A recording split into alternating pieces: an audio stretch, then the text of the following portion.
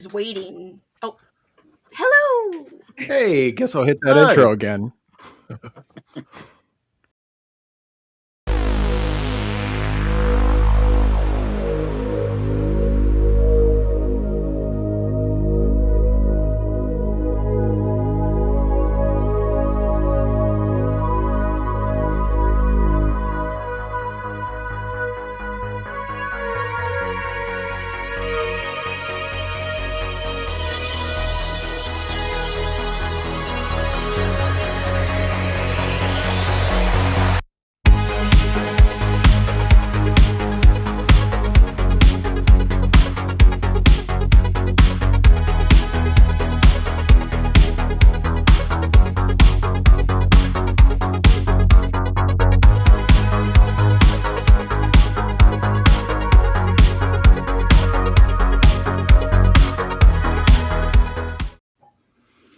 There we go. Technical difficulties. We're having a blast. Welcome to episode 7 of the Dread broadcast.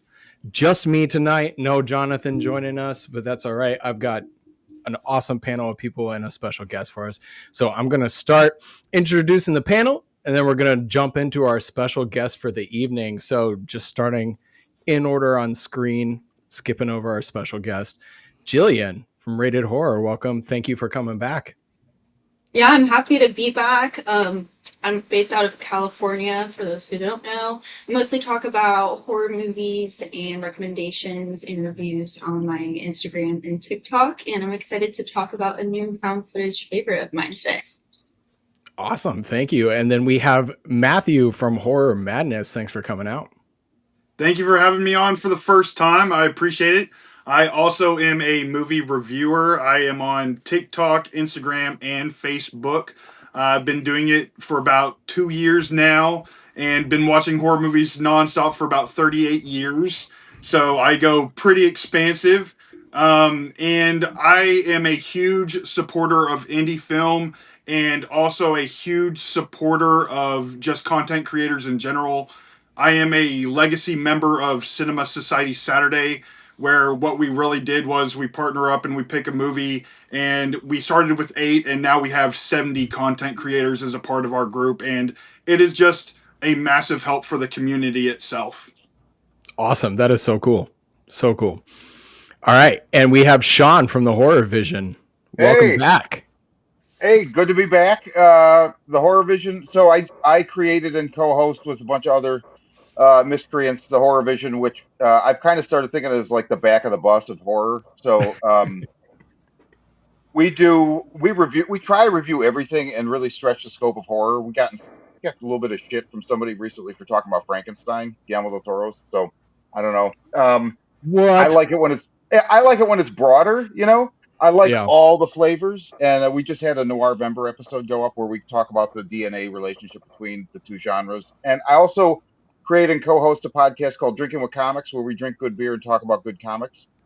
And awesome. I'm just happy to be back. I'm a novelist, but I'll talk about that in a little bit. And just really cool to see and or meet all of you. Awesome. Thanks for being back with us, Sean. And then Kelsi. Hello. Thanks for having me back. I'm happy to be here as per usual. Shout out. First episode without GC. We miss you. I know. We I miss you. was going to get there. GC, I hope you're watching, buddy. Just so that he knows he is missed, I am going to give him a big shout out. But in terms of me, you could find me on YouTube here at Slime and Slashers. I talk about mostly horror books, but I do love movies, specifically horror movies. I love that the most, but I'm also big into nostalgia. So if you guys are,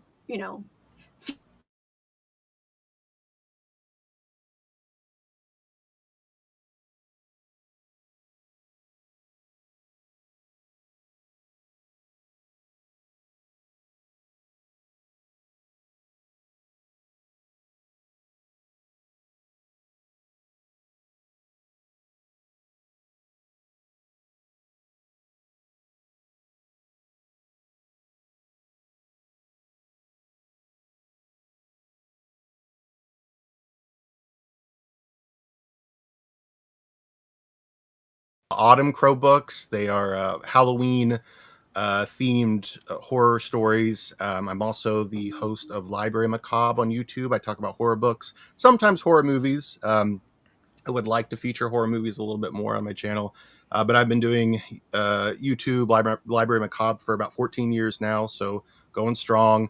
And I'm just really glad to be here and talk about some horror movies and books. 14 years is impressive. That is awesome. I feel the 14 years. You do. And then Frank, thank you for making it out. Yeah, thanks for having me, Tim. And this is like, I'm almost at year 2, so year 14. Holy cow! Yeah, major props, Cameron. But yeah, my channel, what I do is talk about the horror genre. I collect movies, as you can see behind me. So I do reviews for physical releases, and just I don't know. I've been doing it for, like I said, almost 2 years, and I really love the whole community of the horror genre and physical media collectors. So it's been great. Awesome. Thank you. And last but certainly not least, Aaron, thank you. Of course. Hey, Tim. Hi, everyone. Aaron here from A&B Horror Movies. You can find me on YouTube. I do a lot of interviews on there. In fact, Kyle, I did have you and Aaron on not too long ago, so it's nice to see you again. I can't wait to chat with you about your film today. So A&B Horror Movies on YouTube. You can also find me on Instagram at Aaron's Movies 8587 and also AB Horror Movies on there as well. Nice to chat with. There's some new faces here and some familiar faces as well. So this is going to be a lot of fun. And if I haven't actually spoken to some of you in person, I do recognize you from Instagram and YouTube. So keep at it. Thanks for having me. Absolutely. So the good news is now Aaron and Kelsi are tied with GC for the most number of episodes. So because he's Hell yeah. tonight, you are now tied. You are now tied. So, and also our special guest for the night, the director of ZombieCon Volume 1, Kyle. Thank you so much for being here. Thank you so much for having me. This is going to be a blast. All right. So you were telling me beforehand you plan to hang out with us the whole time, right? Yeah, absolutely. Awesome. That is exciting. So let's get right into talking a little bit about ZombieCon Volume 1. I watched it today. It is a blast of a film. It was so much fun. So I want to know a little bit about what was your inspiration for that film, both tonally and story-wise, because it is very unique. Tonally, I was trying to basically, I'm a huge anime fan. I always have been. And I wanted to basically do my version of a live action film with anime elements kind of meshed into it as much as possible. So I can draw a little bit. It's not very good. But this is kind of, me drawing an anime with a camera and live people. In regards to like the story in actuality and like the characters and the mashup between cosplays and zombies, that was kind of born out of a lot of things in my real life and stuff I kind of grew up loving, genres and fandoms, and kind of feeling a little bit like an outcast because of the love of those things. And the cosplay element specifically came into the kind of world of the movie because I went to my brother's house, and he's a huge like movie prop collector. His house is like a museum, kind of like a couple of the screens I'm seeing back here with just like a ton of stuff. And we were talking about doing a feature film. We landed on zombies pretty quickly, and I was sitting there having a few drinks, and I was like looking at a Captain America shield on a wall, and I was like, wow, that would be a fantastic thing for zombie self-defense and to kind of like beat a zombie up with. And then I'm like seeing other stuff in the house and like predator masks and all kinds of swords, and that was kind of the genesis of the whole cosplay angle and just trying to work that stuff into the film itself. I love that. That is awesome. I liked the blend because I am also you can't really see behind me. I have a Batman poster and a Spider-Man poster, and then also horror movies. Like, I love it all. So the blend of that kind of cosplay Comic-Con nature of it, and then having that zombie horror element in it was a ton of fun. I haven't had that much fun with a zombie movie since Zombieland. So I really enjoyed it. A lot. Thank you very much. Awesome. Really enjoyed it. So do you have, if you could, it's kind of you're an artist putting a piece of art out there, but do you have a scene that was your favorite to film? I'm pretty sure I probably answered this differently along the way, but if you know, on the spot right now, uh, it would probably be the tunnel sequence. You know, with the red lighting, just Mm. because I got to use something called clean dirt, effects dirt, which is like special kind of stuff that it's supposed to be like free of allergens. I guess they clean the dirt some way, but the whole point of it is when you step in it, it pops up into the air and kind of hangs and gives you a little bit of atmosphere. Uh, and I got to play with that for the first time on that scene, and I spread it across the entire floor. Ended up using the entire jug, which was entirely too much. If you ever use that, like, a little bit goes a really, really long way. um, and then of course we had our three zombies. It was one of like the most aggressive fight scenes that we had, with the actors kind of stuck in this very contained space, and it was a challenge to shoot. We had a bunch of like, we didn't have a bunch. We had a really low budget. We had 60 grand. So, we had a few like breakable bottles, and uh, yeah, we had one actor supposed to hit a zombie with it, and every time he picked it up off the floor, it would just shatter in his hand. So, Oh, no. grab it with gusto, just not so much, strength. But a lot of stuff like that, and that was a really fun time. Awesome. Anyone else on the panel, you can jump in with your questions. So I heard someone start. Go ahead. Oh, Go for no, it. not real a question. I just like the intro of the zombie, of the relationship between one of the characters, the pizza boy, and Oh yeah, the one of the delivery girls. guy. Yeah, yeah, Yeah, yeah. yeah. So that was pretty hilarious. And there's that anime elements as you were talking about as well. So and then yeah, I just had a fun time as well. So yeah, thank you. Oh, thank you. I appreciate it. Yeah, the the pizza delivery guy was actually, uh, like, that whole fight scene was in, like, we kind of had to choreograph it in the moment. Obviously, we didn't have any kind of stunt supervisors, or we didn't have any kind of doubles or anything. So all the actors are doing all of their own stunts, and we were using the couch cushions as kind of drop pads for the actors throughout that scene. So anytime you see someone get kind of thrown to the floor, there's usually one of the cushions from that red couch is the thing on the floor that they're landing on top of, which, then as soon as we get done with that setup, it's like, okay, put the couch back together. It's kind of an important piece of this scene. It's movie magic, man. That's how it's made. I'm curious, how long did that apartment scene take? That particular scene, like Yeah, with the to zombie. shoot. Yeah. It's pretty wild, man. So yeah. Well, there's a pretty extended part. Yeah, I would say with the zombie when it first gets there. How long did it take to switch the setup of that room and different takes and all that? Because that was pretty awesome. Well, thank you. Yeah, no, that was actually mine and my wife's apartment. So we had that for the longest period of time. We did a lot of reshoots in there, but for all of principal photography, in terms of, like, we call it pizza time, which would be the chapter heading if we, had our druthers with breaking it up for the DVD and like the iTunes and stuff, which we didn't. But that would be like when we wake up with them after the alleyway until the end of that fight sequence. Was probably shot over 2.5 days. All the Wow. dialogue kind of being one day, the fight sequence being the better portion of a day, and I think the morning that we were doing the actual zombie fight scene in that sequence, we shot Erin's coverage, or Claire's coverage, in her bedroom, like at 6 a.m., and then we rolled into the fight sequence later that day.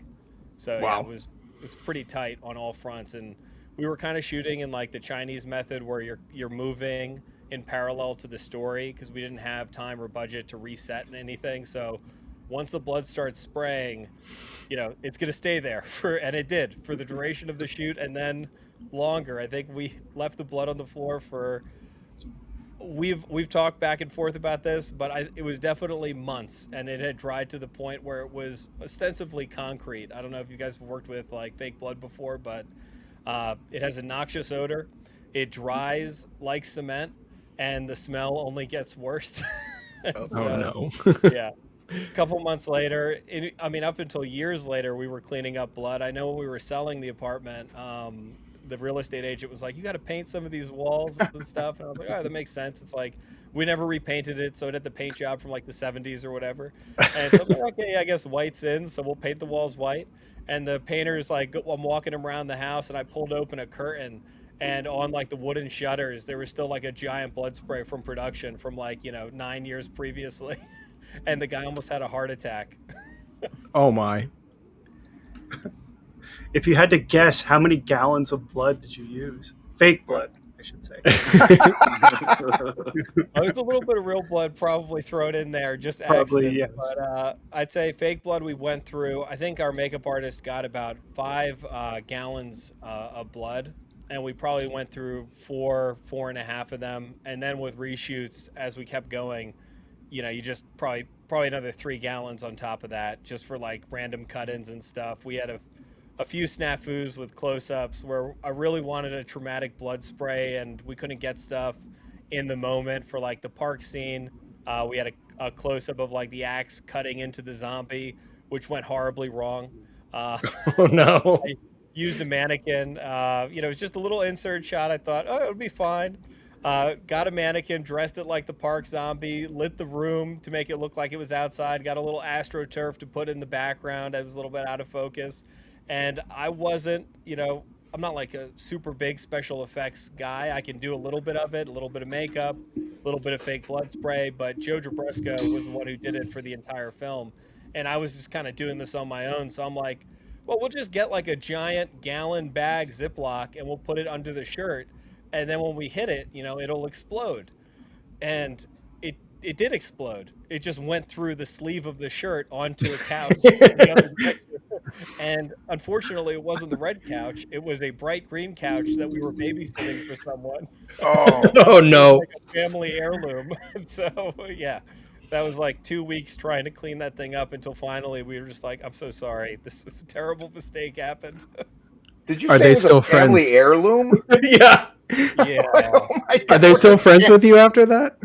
Yeah, no, they understood. They were, I think at the end they were like, you can just keep it. I'm like, that's another story to add to your family heirloom. Like, oh yeah, here you go. Yeah, That's awesome. I love that. So Kyle, I have a quick question. Go ahead.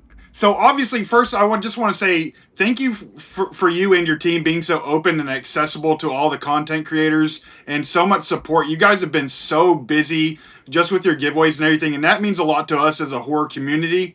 But the question I have for you is, and I like this because you seem to go in a different direction from other horror comedies and zombie movies like Shaun of the Dead or Zombieland, where the normal guys they gear up and they just are ready to take on the zombies. And the direction you took, I thought added a lot of charm. Where once they were all loaded up and ready to go, you could tell they were kind of not ready and ill prepared for their mission.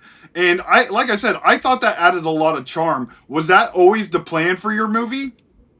Yeah. So, well, first let me throw back the love because we appreciate you guys and the whole horror community so much. And we started reaching out, cold DMs and emails and stuff, and we didn't know what to expect. And you guys have shown us so much love, and it means the absolute world. We obviously put everything we had into this film, and I'm not sure if anyone would have heard about it if it hadn't have been for all of your support. So thank you guys so much. Really can't tell you how much it means to both of us and the whole team, obviously.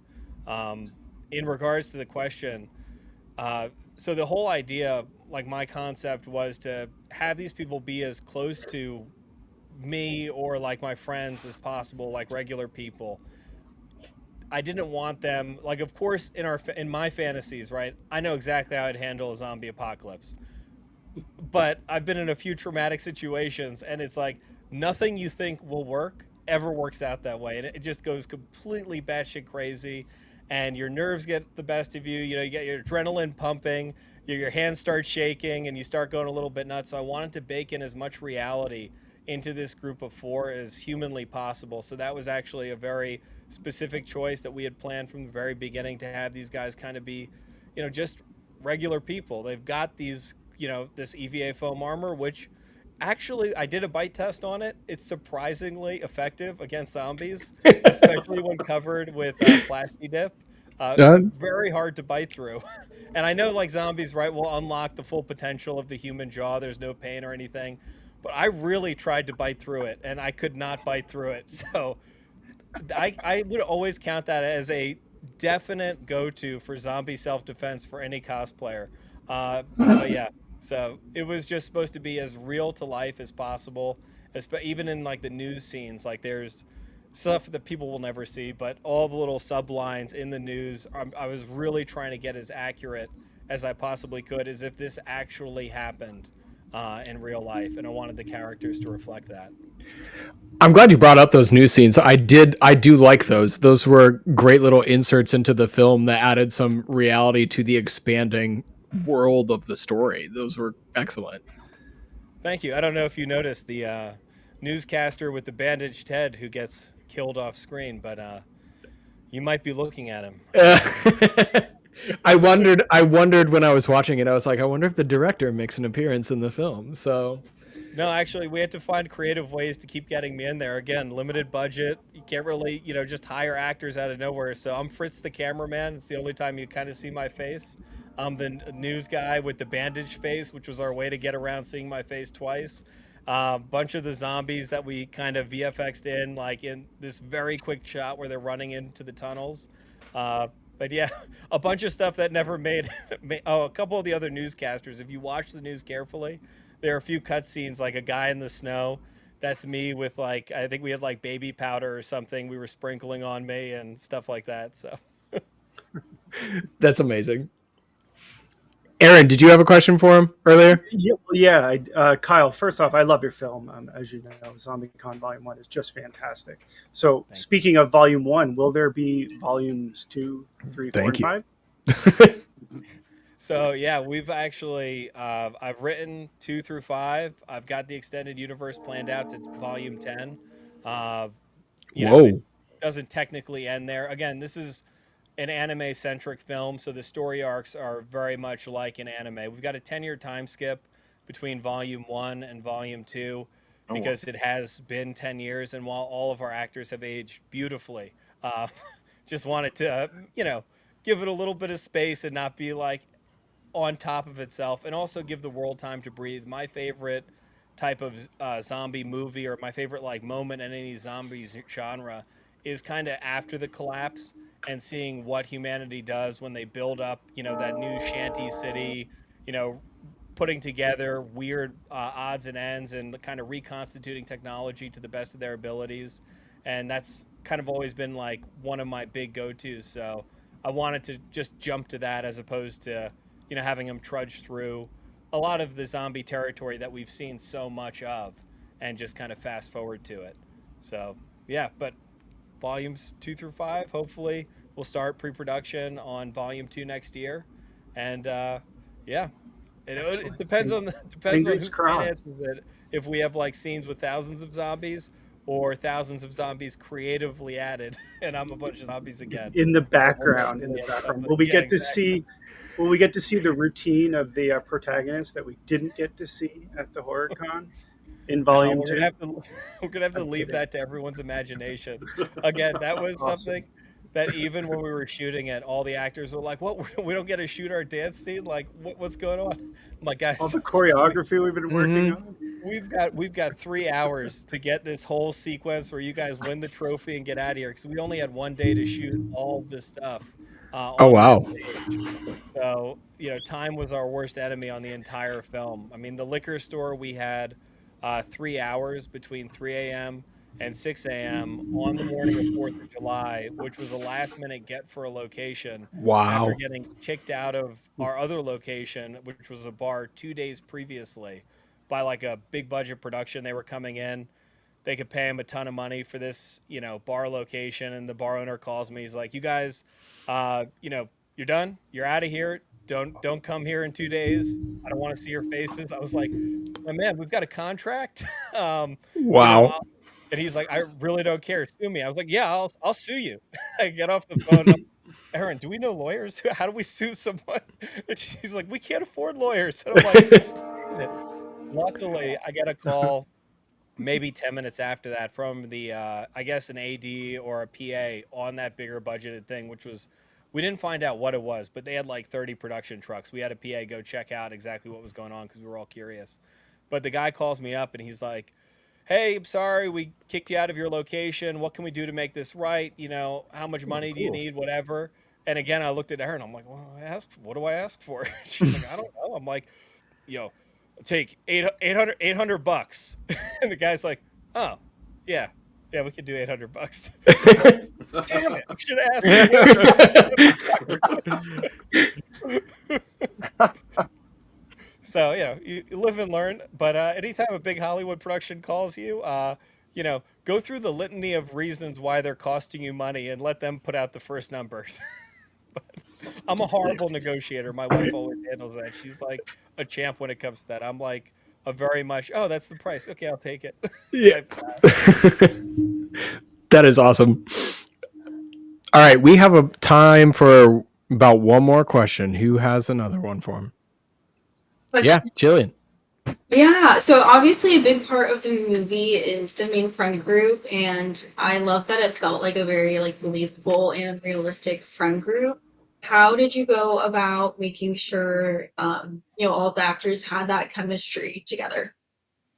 So I wrote the film with Aaron and Manny around our pre-existing friend group. When I first moved to LA, I met Punky in an acting class. He actually is the first person I did an acting exercise with, and we became super fast friends. We ended up moving into together just to save a ton of money on rent because single bedroom apartments in Los Angeles are extremely pricey, and two bedroom apartments are significantly better.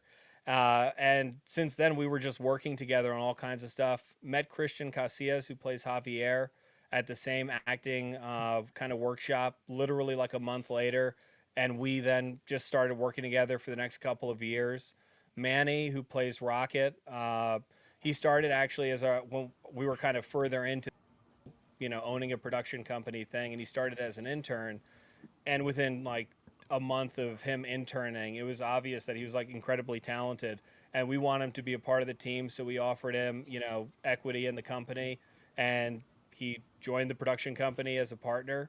And so that was and obviously Erin, the only way I could get her is I had to, propose to her, but that worked out fine. 10 years later, all is good.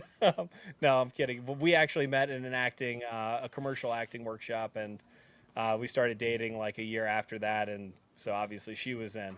And so the chemistry was kind of built in because we had worked together on so many different things, and because I wrote all of the characters with Manny and Aaron, knowing their personalities so well and taking kind of what I knew that they would really excel out and putting it, turning it up to 11 Spinal Tap.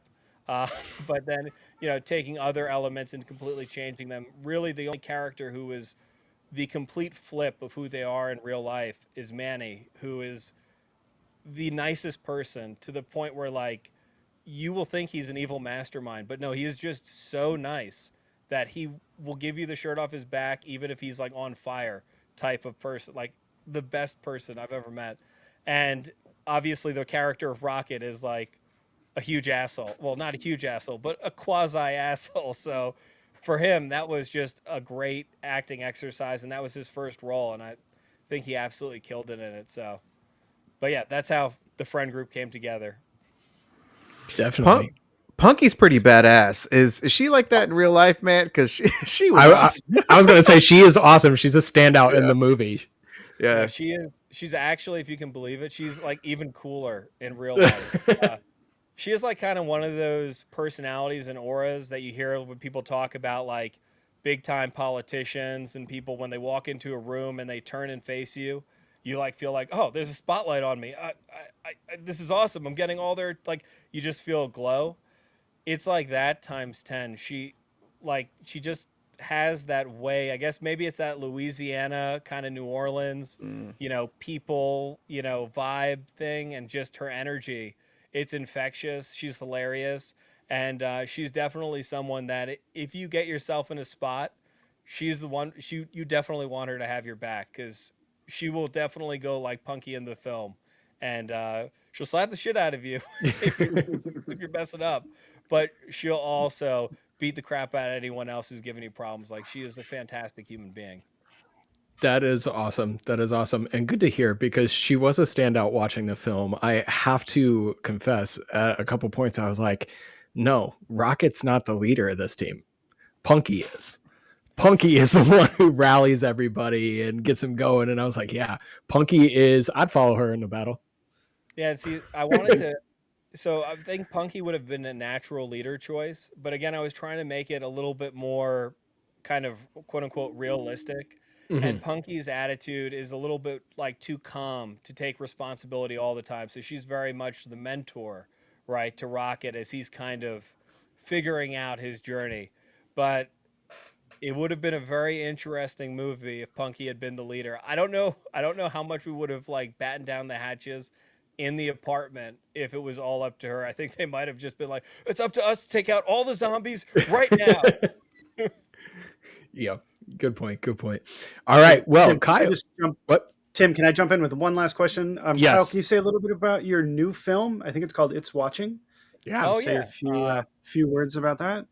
Sure, yeah, it's a very just standard, like straight up horror film, shot on a super low budget, even lower than ZombieCon. Uh, Frustrated filmmaker moves from Los Angeles to Atlanta, in with his in-laws and pregnant wife. Really had to stretch the creative muscles here. I don't know if any of you know my story, but that's literally my story.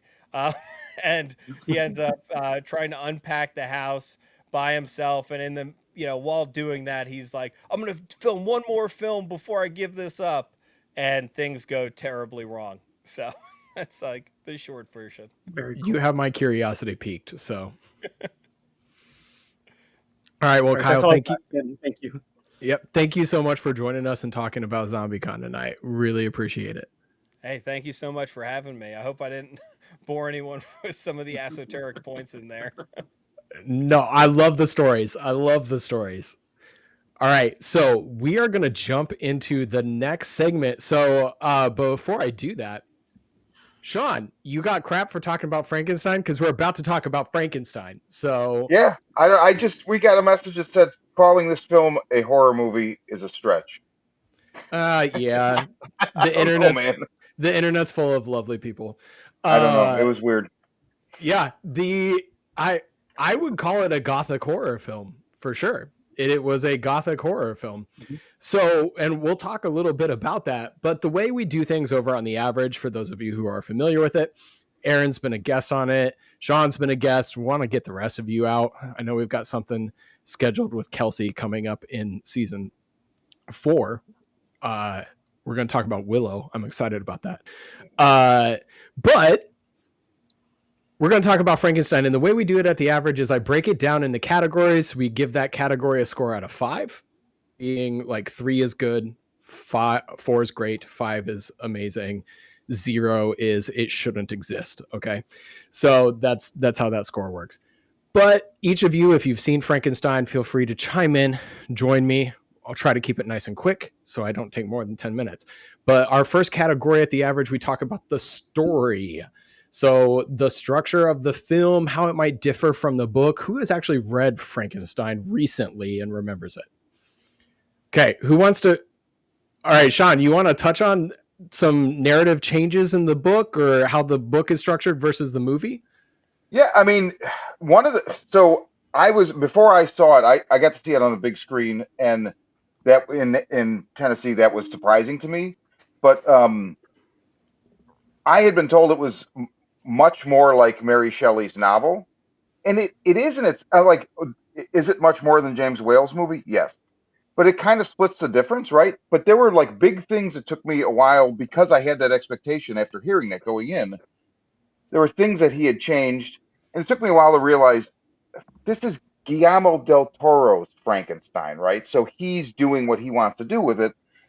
And just like one of the big ones for me was in Mary Shelley's novel, Victor's family is a loving, like unbelievably loving family. Like so loving that, Elizabeth they find her in like basically a pauper's home where like they have all these other children. Like, yeah, she was just kind of abandoned and we took her in, and they take her in. So they spread the love. And in Del Toro's, it's, not the case at all. And you could see why he changed it. It definitely kind of, and I saw somebody say like, My Life in Letterbox, like, I don't know. They said like, I haven't seen it yet. I don't know that we're going to spoil anything. Like what I'm talking about right now is not really a spoiler, No, but, I don't think we'll try not to. just really big. I feel like that's such a big difference from the novel. It changes so much about the story, but it works for the movie for sure. It just took a little bit getting used to. And then, stuff with the Arctic, it's there, but it's not. When it first starts, it feels a little bit more. I initially saw somebody coming out of like a festival review say this is an action movie. It's not. But It's a boring action movie if it is. well, I'm Definitely thinking, not did an they action watch the movie. first 10 minutes and leave? Yeah. Because For the real. first 10 minutes, maybe if you left after that, you'd be like, yeah, it was an action movie, screw it. But other than that, I know. So those are two big differences to me. Okay. Jillian, did you notice any major story Yeah, arc and I or did structure changes? read the book in college, and sadly, that was like several years ago. So if I'm misremembering, let me know. But I feel like in the book, you really had to figure out like who the true monster was, and like that's a lot of what the book was about. But in the movie, it's pretty obvious like who the monster is, which makes sense. That's kind of Guillermo del Toro's MO. Um, I just feel like the movie was really missing that. The ambiguity. Yeah. Okay. Yeah, so I wanted to read Frankenstein before I got to this stream, and I did not get around to it. I'm in the book hole right now. So I distracted myself with Stranger Things season 5. And this, as someone who has not read the book, this is my favorite version of the Frankenstein story. I really connected with this one. I'm going to keep it nice and quick, but this one, like you said, it doesn't give a lot of ambiguity as to who's the monster in this story. And that really resonated to me. There are just some great moments. And I guess this is character arc, which is our next category. So I'll just cut it short. I liked the framing device of the Arctic at the beginning, cut it in the middle, and then at the end. I enjoyed that framing device. I enjoyed the structure of really getting to know Victor before we got to know the monster, or for lack of a better term. I really enjoyed that. So as far as the story goes, I gave this a 4 out of 5. If anyone else wants to chime in, I'll let us know what our scores are at the end. Out of 5. Anybody? Yeah, I'd give it a 4 out of 5. 4? I do 4. For me, I felt 3 out of 5 because the movie for me just didn't really pick up for me until the second part, The Creature's Tale. Okay. I cannot disagree with you there. I think it is a necessary pickup. So let's go into character arcs. I got to make this quick. We got about 5 minutes left on my time. Character arcs. What connected with me, what I was saying, is the creature's tale, like you mentioned. I think that is really the full circle of the story. We see the newborn creature in Victor's tale, and then we see the old man at the farm when he is. We don't know if he's dying. Mild spoiler alert. They kind of leave it. Well, I guess never mind. But you have the moment where he tells him, like, you're a good man. And we see this arc, and we see him, like, that is coming at a moment when he is like, I am a wretch. I am built of nothing. I am the worst. And that was so compelling to me. I love stories like that. I love that kind of redemption for the person who feels worthless. Like, that was fantastic to me. So I really, and then we're not gonna spoil the ending, but the ending hammered this story home so beautifully to me that it is like, yeah, I can see why some people might say it's not horror, it's not scary, but it's definitely gothic horror in its nature and its structure, and kind of the examination of humanity is dark, but the ending of it is like, man, I texted my mom. I was like, Mom, you need to watch this movie. I was like, you might close your eyes a couple times. Okay. I can tell you what scenes they are, but the story is great. That arc is fantastic. So for me, the character arc is a 5. Yeah, I mean, for the titular characters, I'd go with a 5. I think the without spoiling anything, the sexually transmitted disease spring up thing. I just seemed like he was like kind of jumping the shark with like the impracticality of doing it at that exact moment in time. And it seemed like he was a pretty smart dude. So I don't know why he thought after doing all this they could do that, but that would be my like only quibble with the character stories. Yeah, that's fair. That's fair.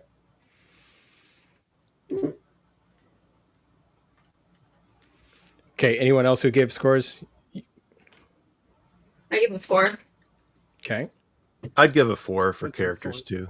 Yeah, I'd give Okay. a 4 as well for characters. All 4 right. for me. So lots of 4s down here. Okay, so I'll get our scores for us in a second. Then our cast. We have a stacked cast here. Oh, sorry. My next category is music and sound design. I don't even know my own structure. I loved the music for this film, but it is not something that I would consider as immediately recognizable. It is not something that you put that on, I'm going to go, oh, that's from Del Toro's Frankenstein. It's not going to happen. But it fit the scenes beautifully. It fit the time period, I thought, excellently. It really, there's scenes like when he's dancing with Elizabeth that the music was beautiful. It was just fantastic. So for me, because it's not immediately recognizable, it's a 3. It's good. Yeah, I would go with the 3 as well. I'm missing that kind of huge score that like immediately pop in my head, especially at key moments. I got to go the same way. Same here. I feel like it supplements the movie and the momentum of the story, but it doesn't really stand out as its own thing. It's just part of the overall structure. Yeah, I don't think it's super memorable, but it was fitting, so I'd also go with the 3. All right. I'll go with 3. Perfect. I'd give it a 4 because now obviously I thought the music did fit the movie and I agree, but the sound design I thought was brilliant, which definitely brings it up a level for me. That's fair. I would normally throw that in here, but I'm trying to be quick. But you're definitely correct. You are definitely correct. Some of the squelching and smashing sounds are particularly effective. So I would agree with you there. All right. So on to music, sound design, editing, and special effects. I don't know how true it is because it blows my mind if it's true. The internet says this movie is about 90% practical. It is. There's a making of on Netflix. Okay, I need to watch that. I was shocked how much practical was there. Because, and I know Del Toro takes that stance. He would much rather have the practical than the CGI. But what I was reading was that CGI was really only used to expand backgrounds and scenes. So like being stuck in the ice, CGI was used there. But there are other scenes that I'm like, you're telling me this is not CGI? Because it's gotta be. It's gotta be. But yeah, I'm impressed. The movie is, from editing, this is really direction as well, but the movie looks good. Good. The puppetry of that first little model that he presents to the tribunal is insane. It is. When I read that was a puppet, I was like, oh my God, that is so good. So they show a little bit of it in operation behind the scenes in the making of. It's really cool. Did anybody else think? I tried to scour the internet to see if I was the only one that thought this, and it appears I am. No. Well, I thought that puppet's face looked like Boris Karloff's from the original film. Yeah, I also thought it was CGI. I think a lot of it has to do with the color grade. It's kind of got that glossy. It's a Netflix kind of thing. Like there are other films I can't name off the top of my head where I've thought, oh, that's CGI because it's got that glossy feel to it. But then come to find out that it's actually practical. Crimson Peak is another film where the ghost that appears at the beginning, I always thought that was CGI. There's some CGI coming off of it, just like wispy things, but the suit itself, it's all practical. He's so good. it's amazing to me, but I do kind of wish at times that the color grading would be toned down a bit to make me feel like I'm not really looking at a CGI image, because it still feels a little too glossy at times to me. The only time blacks. Oh, sorry. No, you're fine. The only time I felt like the CGI, there was one part in part one when they're still in Victor's castle, and they did a cutaway to the outside of the castle, and that was very CGI. But other than that, yeah, Guillermo definitely prides himself on doing practical effects. One thing, and I don't know if this is in the making of because I haven't gotten a chance to watch yet, but the apparatus that he used to bring Frankenstein's monster to life just really reminded me of one of his earlier films, like Kronos. I don't know if anyone else felt that was a nod to Kronos, but I love that. So I'd give it a 5. I enjoy his editing and practical effects.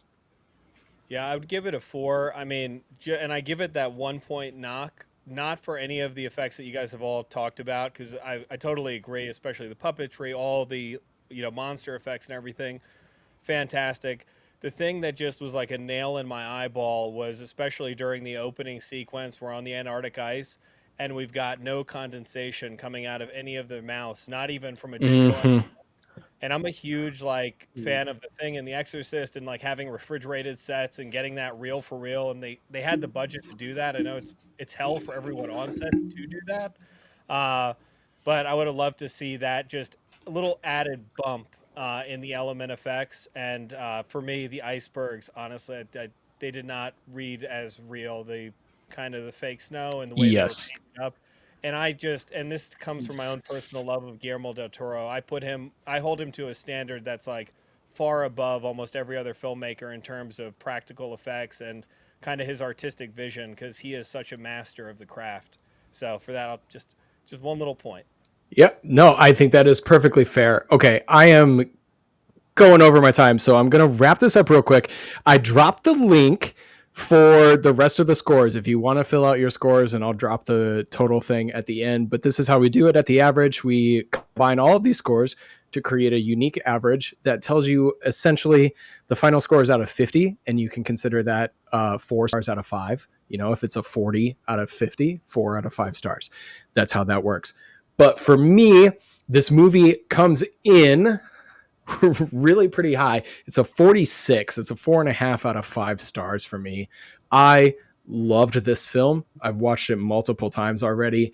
It is very infrequent that I actually tell my mother to check out a horror film.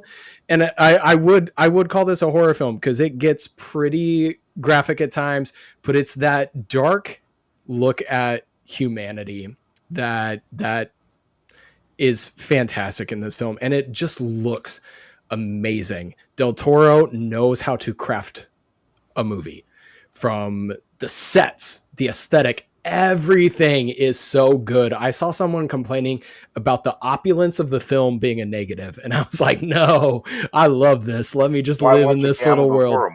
Yeah, let me just live in this little world, and the paintings that he used as influence for the sets. I love it. So Frankenstein is a huge recommend from me. It is a slower film. It is gothic horror. You're not going to be terrified, but you are going to be invested and maybe forced to think about some things you don't want to think about forgiveness and moving on. And it's fantastic. So that wraps up my portion. I did go over. I'm so sorry. Jillian, take it away. I'm going to be fast, so we can make up some time. But today I'm going to talk about the movie Faye. Has anyone on here seen Faye yet? It just came out this month. Yeah, okay. I'm going to give a shout out too. It's so good. So good. Please chime in. The synopsis is: in the final phase of a trauma study, Maddie films her first nights alone since the incident, but as she records, the feeling of being watched returns. This movie was directed and written by the main actress, Madeline Doherty, which is super impressive. She just truly did such a great job. Like I said, it was released this month on Found TV. If anyone doesn't know what Found TV is, it's a found footage streaming platform. They do have a lot of indie found footage horror. I'm basically on it every single day watching movies, so definitely check it out if you haven't yet. What I did like about this movie is it's only about like an hour long. And I feel like that was really the perfect runtime. I appreciate that they didn't just add more to the movie just to make it longer. I feel like that 1 hour mark was just perfect for this. And the whole movie is filmed as a research study, and it includes footage from Maddie and the researchers, which I really loved. And I feel like sometimes that mockumentary style of found footage can feel really cheesy. I feel like I haven't seen a newer found footage movie do a mockumentary style that wasn't like low key making me cringe the whole time, but they just did such a great job in this movie that it made it feel much more believable and more realistic. The opening scene of this, I actually rewatched this movie twice already because I loved it so much. But the opening scene just has you hooked, and it feels like a shared experience everyone has probably felt, where it's like middle of the night, you're in a dark house and you like hear scary noises and you're like trying to figure out like, is someone in my house with me? I just love that it kind of had that almost like nostalgic feel, like almost giving like Skinamarink vibes. So that just like hooks you in right away. It's definitely a slow burn. Most of the action happens towards the end. So if you're not a fan of slow burns, you probably will not enjoy this one. But I just really liked the build up they had in this. And it's really the type of movie where you just don't want to look away. Like I was up to the screen like this, like, is there anything in the background, like in the shadows, like trying to see like if anything was gonna pop out, because it just has this like eerie vibe to it. And I don't want to spoil anything, but I loved how they really showed us what was going on with the story and everything happening to our main character instead of telling us. I feel like the way they did it through all these different mediums was just perfect instead of just, here's what's going on.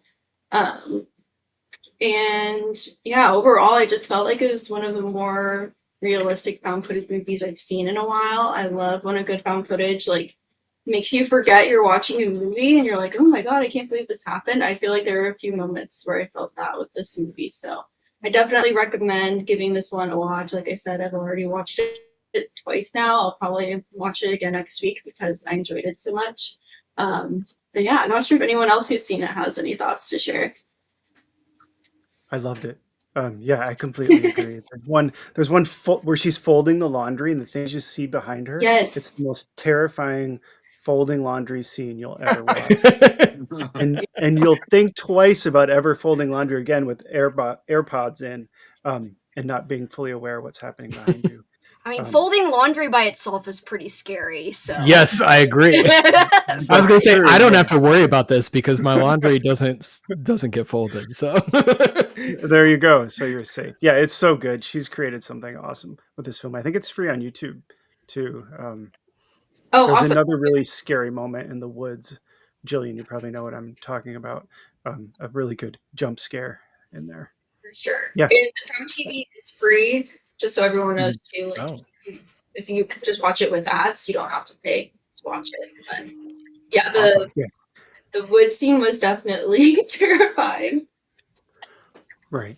And I love that you're not sure if the main character is just going crazy, or if she's or if she's part of like this sort of underground birthing cult. And I won't say anything more. Ooh. I've not seen it, but you mentioned Skinamarink, and that's one of like the few movies that truly traumatized me. So I'm in. I will watch it. The whole movie isn't like that, but the scenes that are so intense and unnerving. And I feel like this movie too, like some found footage movies, like do a lot of glitches, and you're like, oh my god, stop! Like so many glitches, like you can't see what's going on. But the way over editing. Yeah, exactly. But the way they had the glitches in this movie, like, didn't take me out of it. You still got to see, like, a lot of what was going on. So I feel like that was really done well. So, yeah, that's all I really have to say. Definitely check it out. Awesome. You have me wanting to check it out. So that's great. And Found TV is free. I didn't know that. Yeah. So yeah. I canceled my Shudder when they jacked the price up. So that's all right. Just watch it with ads, or you can pay to watch without ads. But okay, free.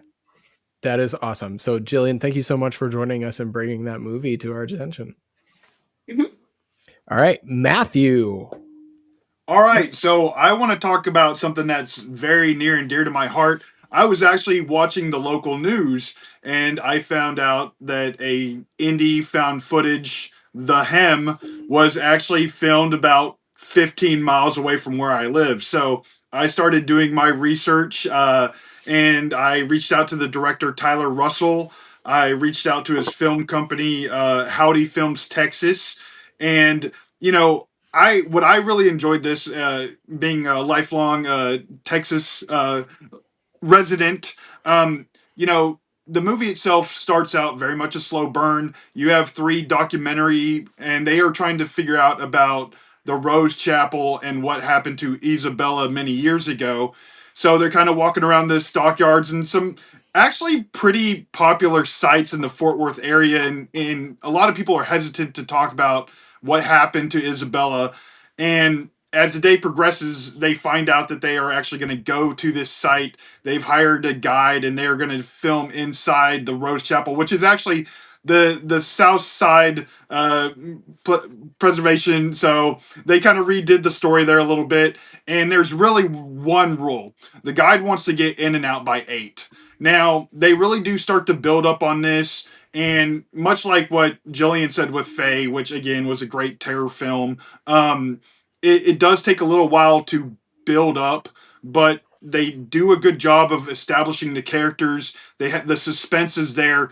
But what I really liked was the unique POV they took in the third act, which they actually showed kind of from a body camera POV. And I felt like that really added the tension in some of those scenes. I haven't admittedly always been the biggest fan of found footage, but I think as more directors and more filmmakers and everything learn off of previous mistakes and everything, I feel that found footage has taken so many steps forward, and how they really give you that gritty and grainy and realistic vibe, and then can really sell those scenes to you.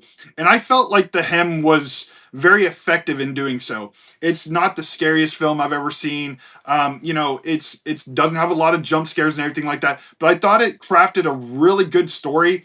And one thing I'll say is, when I go and I look at a film and I see a budget for a film, absolute kudos to that team, because I know how hard they had to work to make this project come alive. So I have to say, I found it over on Prime. It's $1.99 to rent. I think it is a great watch. And, for me personally, just that Texas connection, that for me is my passion, is to support independent. And I had to support Texas, So I definitely recommend checking out The Hem. Oh, yeah. Yeah, we are familiar with that movie. I mentioned we had Tyler on the show. We didn't get a review of it because we were interviewing him. So it is great to have a review of the film. But yeah, I think quite a few of us on here got a chance to see that film, and it is a good little found footage treat. All right, Matthew, do you have more for us, or is that your conclusion? That's it for me. Awesome. Thank you so much for joining us. And then we are on to Kelsi. Do you need to go big screen so you can show off some wonderful little cover art? I don't have to, but we want to see the cover art, Kelsi. Sure, yes. There's cool covers, yes. Cool covers are what do I don't know. I do judge books by their cover, so I mean, so do I. I'm a book collector, and so is Cameron. So we definitely judge books by their covers. But also, hopefully, their insides are good too. Yes, so, I agree. It depends, though.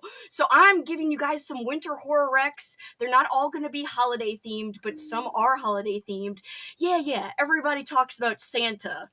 I mean, normal people, I guess. I like Krampus. I like Krampus a lot. He's my boy, Krampy. Anyway, there's these collections, and I'm not a big fan of short story collections usually, but these two were I guess one of the first Christmas horror books I ever read a couple of years ago. This is He Sees You When He's Creepin', Tales of Krampus. It's an anthology edited by Kate Wolford, and it's actually really, really good. Tons of people doing different takes on Krampus. I remember there's one story that's kind of like Cinderella, but make it Krampus? I don't know. I can't really remember all the details, but I do remember it being fun. And then by the same editor, we've got Krampusnacht, 12 Nights of Krampus, and just really, really fun, different takes of Krampus, all kinds of stories. So I never hear anybody talking about these. So I like to shout these two out when I can, because if you're looking for a Krampus book, a lot of people know about Krampus by Brom, which I also like a lot. That's got a great audiobook. But if you're looking for like a unique Krampus short story collection, these two will do you just fine. Get your creeping and your peeping on. So, because, one's called He Sees You When He's Creeping. Anyway, I just like that name. And sticking with the Krampus theme, if you like middle grade, or if you have a kid, either or, you could have both scenarios. You could have a kid and also like middle grade yourself. But this is Krampus Confidential. It's really, really cute. But what's fun about it is it's got, like if you're an adult reading it, it's got some cute and fun references. Like it referenced Die Hard. It had some Krampus actual lore in here. So it was really, really fun. So it says it's almost Christmas, but the nights in Tinseltown are anything but silent. And there's a little 12-year-old Krampus, and he's a wannabe detective, and he tries to solve some cases around Tinseltown. I don't know. It's so cute. It's so ridiculous. Not horror heavy, but kind of got some horror vibes with a little mini Krampus guy. I don't know. That's him creeping and peeping. Anyway, moving on to kind of a book I read a couple of years ago. This one's a lot of fun. This is a horror book, an adult horror book. This is Secret Santa by Andrew Schaefer. Another cool cover, in my opinion. I like this cover. The gift that keeps on giving. All it wants for Christmas is you, says the tagline. I love a good cheesy tagline when it's good, or extra cheesy, either or both. I'm like, yes. So I believe does this take place back in the day? I can't remember. Yes, it's the 80s, and back in the day. Yes, the 80s. Yep. So this is not released in the 80s, but it's set in the 80s, and this woman finds a job at a publishing company. They don't traditionally really publish horror, but her job is to try to find like a hidden horror gem, like, kind of think Stephen King. But anyway, she's going through all these manuscripts, and someone leaves like this secret gift on her desk, and then strange things starts happening, and this might have some folklore in it as well. This one's really good. Really quick, short, little, I would call it a novella. Yeah, it's just over 200 pages. I'd still call it a novella. So 210 pages, something really seasonal, really fun. Not too serious, not too super scary, but the vibes, if you're looking for holiday vibes, that has you covered. Now, moving away from holiday, if you just want a freaking cold-ass book, like this book feels cold when you're reading it. This is a classic. This is a vintage book. This is Ghost Story by Peter Straub. I will warn you that this is a slow burn, but sometimes slow burns deliver, in my opinion, and I think this one does deliver. It's all these old dudes sitting around, telling stories about back in the day and this mysterious woman they all used to know, and maybe this woman in some way, shape, or form is kind of coming back into their lives, and not the best, most pleasant way. So all kinds of frightening things happen, and there's a movie adaptation of this, which I did watch. The movie's so good. Go ahead. I'm sorry. The movie, no, you can jump in. The movie is fun, but how about that scene where he's plunging off and you could see his peen, and it's crazy. Anyway, I was like, oh my god, full frontal There peen. is that, yes. Yeah. But the rest as he of the falls to great. his death. Yeah. Yes. The rest of the movie's great, though. If you're looking for atmosphere, like winter atmosphere, this has you covered. Not everyone's gonna love it. Like, again, you have to be cool and, with a slow burn. Not everybody is, and I understand that, but I like a slow burn. And isn't Fred Astaire isn't that Fred Astaire's last film, or one of his last? Yeah. Oh, is it his last one? I didn't realize. I think it's his last one, yeah. I think so too. Yeah, I recommend the adaptation. The adaptation is good too. So you could do a compare and contrast, which I love to do. If you like, I say that, but I watched Frankenstein and it's a crime. I never freaking read the book. Like, what is wrong with me? Before we went live, everyone We was won't asking tell. me, how many books have you read a year? And I'm like, oh, like 200, 100. And yet I haven't read Frankenstein. It's a blasphemy. It's horrible. But please forgive me on that. But here's my last little recommendation. This is Schrader's Chord by Scott Leeds. I think this came I've out. had that on my list forever. It's a lot of fun. If you like music in your horror books, Yeah. this one is like a haunted record. I really enjoyed this one. It's a modern book, but it feels like it's got old school vibes. It's definitely kind of lengthy. Maybe that's one reason why it kind of has those old school vibes, like Stephen King-esque, but in a good way, not in a bad way. I love Stephen King, but sometimes he's a little too wordy. This one, there's an audiobook now, but I read this when it first came out just with my eyeballs, which for me is a big feat nowadays. I never do that anymore. So the fact that I enjoyed it as much as I did with just my eyeballs, I think is a testament to how it's got great horror imagery, it's got awesome winter vibes, and I just love the music little element too. I think that makes it a little bit unique. Haunted items or elements in a book are really fun, and you don't often get like a music themed one. Like, I know there's a lot of stories about haunted VHS tapes. I actually try to find a whole bunch like that and read them. Of course, movies about haunted stuff is great too. Like, of course, The Ring would be the one that comes to my mind about a haunted videotape. But this one's a haunted record, and you're never gonna regret going to this. It's like, spinning a creepy record on your turntable. It'll be fun for the holidays. What better gift than to indulge in something like that? Is it going to make me nervous about picking up used records?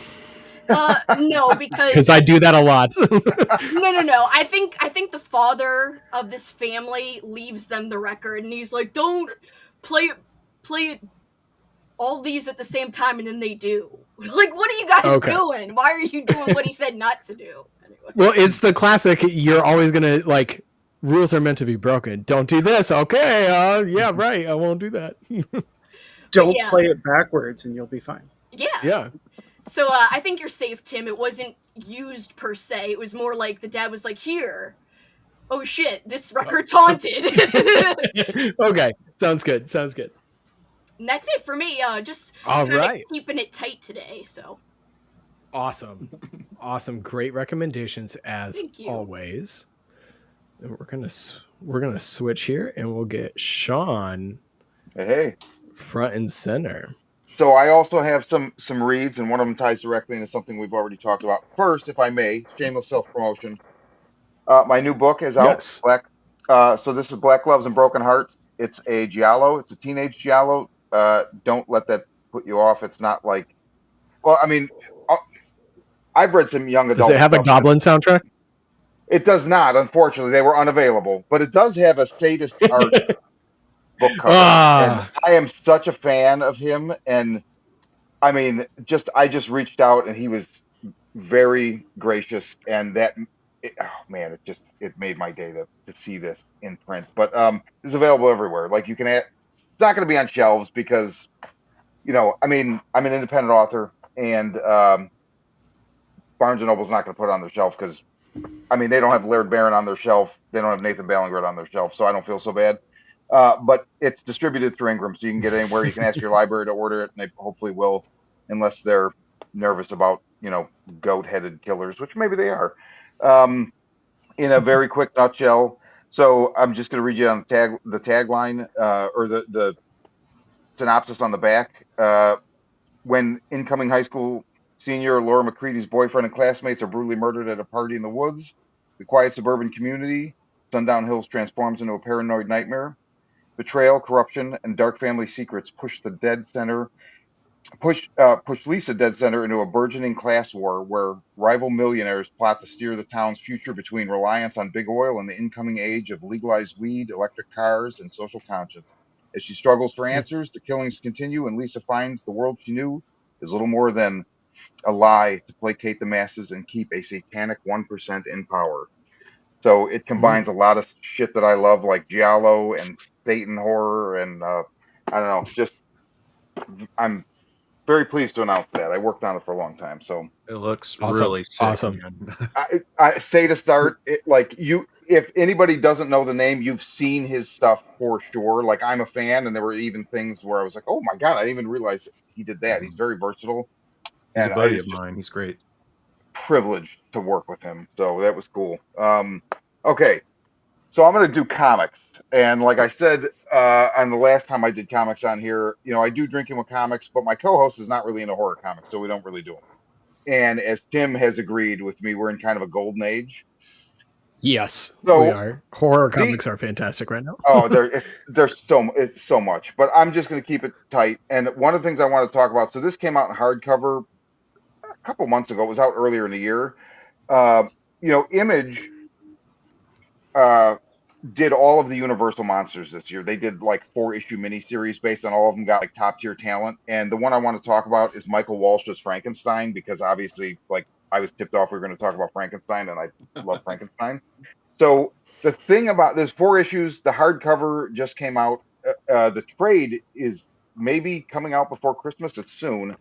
It's the hardcover's beautiful, It as are is. the issues. But it's such an interesting take because it's mainly James Whale's Frankenstein, but it follows the body parts. So like the first issue is about the hands, and so you get to learn about where the hands came from. And I just thought that was like the coolest concept. And he does Michael Walsh, who like he's doing a lot these days. He does the silver Mhm. coin that's been on hiatus for a while. Please come back soon.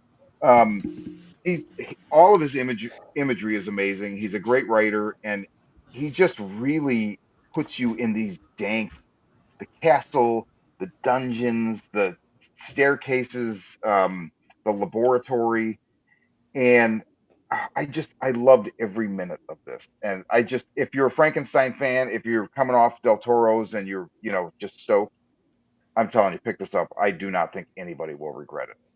So that's Michael Walsh's Frankenstein. Another one. This is an older one, but Netflix recently uh, did a Ed Gein, and it's what's his name that does American Horror Story. Sean I did. Murphy.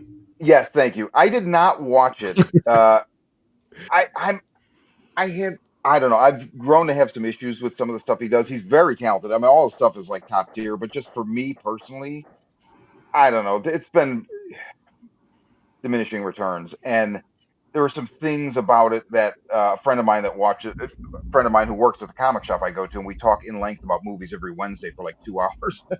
um, I was like, yeah, I don't know. I Ryan think I'm gonna Murphy. Yep. Ryan Murphy. I was like, I'm gonna skip that. But what I did was reread. This came out a couple years ago. So this is Michael Schechter and Eric Powell's Did You Hear What Eddie Gein Done?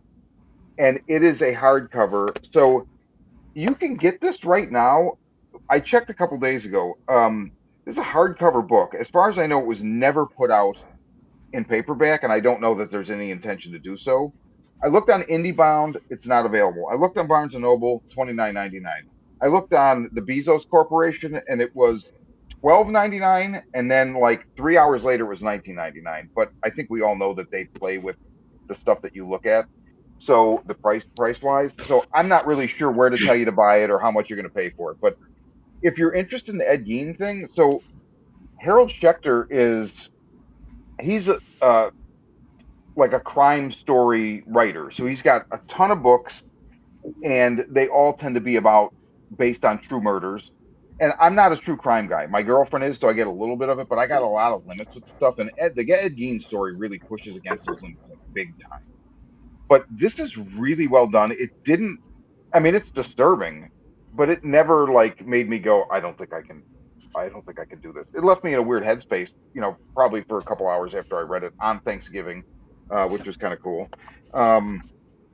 But Eric Powell, I don't know if anybody's familiar with him. He does The Goon, which is like a long running Yes. independent Yeah. book. Oh, I mean, like he's up there with like Mignola, like Yeah. just the expressiveness of his art and the originality of his creation and the way that he brings things to life. And so if you can imagine that applied to the barren, Midwestern wintry plains and a guy that digs up graves and makes lampshades out of human beings. And growing up, I had heard, being from the Midwest, I'd heard stuff about Ed Gein, and like it seemed really John Wayne Gacy-ish and like really aggressive. And he was really just kind of a creepy loser. And Yes. yeah, that Texas Chainsaw Massacre, absolutely. But I don't know. It really put me in like 1950s Wisconsin, and it gives you a mind for the community and how they interpreted this and reacted to it. And I just think it's really top tier and one of the best things I've ever read. I don't read a lot of serial killer stuff because again, it just I need I don't like real life monsters. It's too creepy. But this I don't know.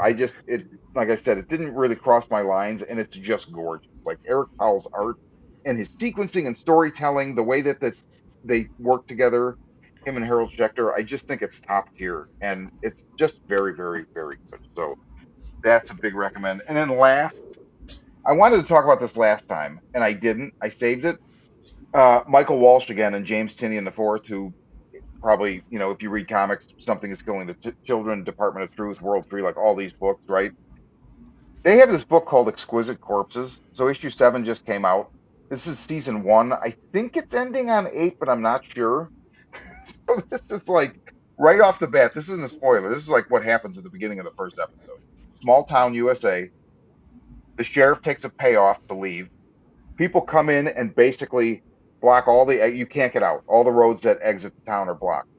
And you find out the people that really run America are these it's like 12 or something rich families, like rich beyond rich.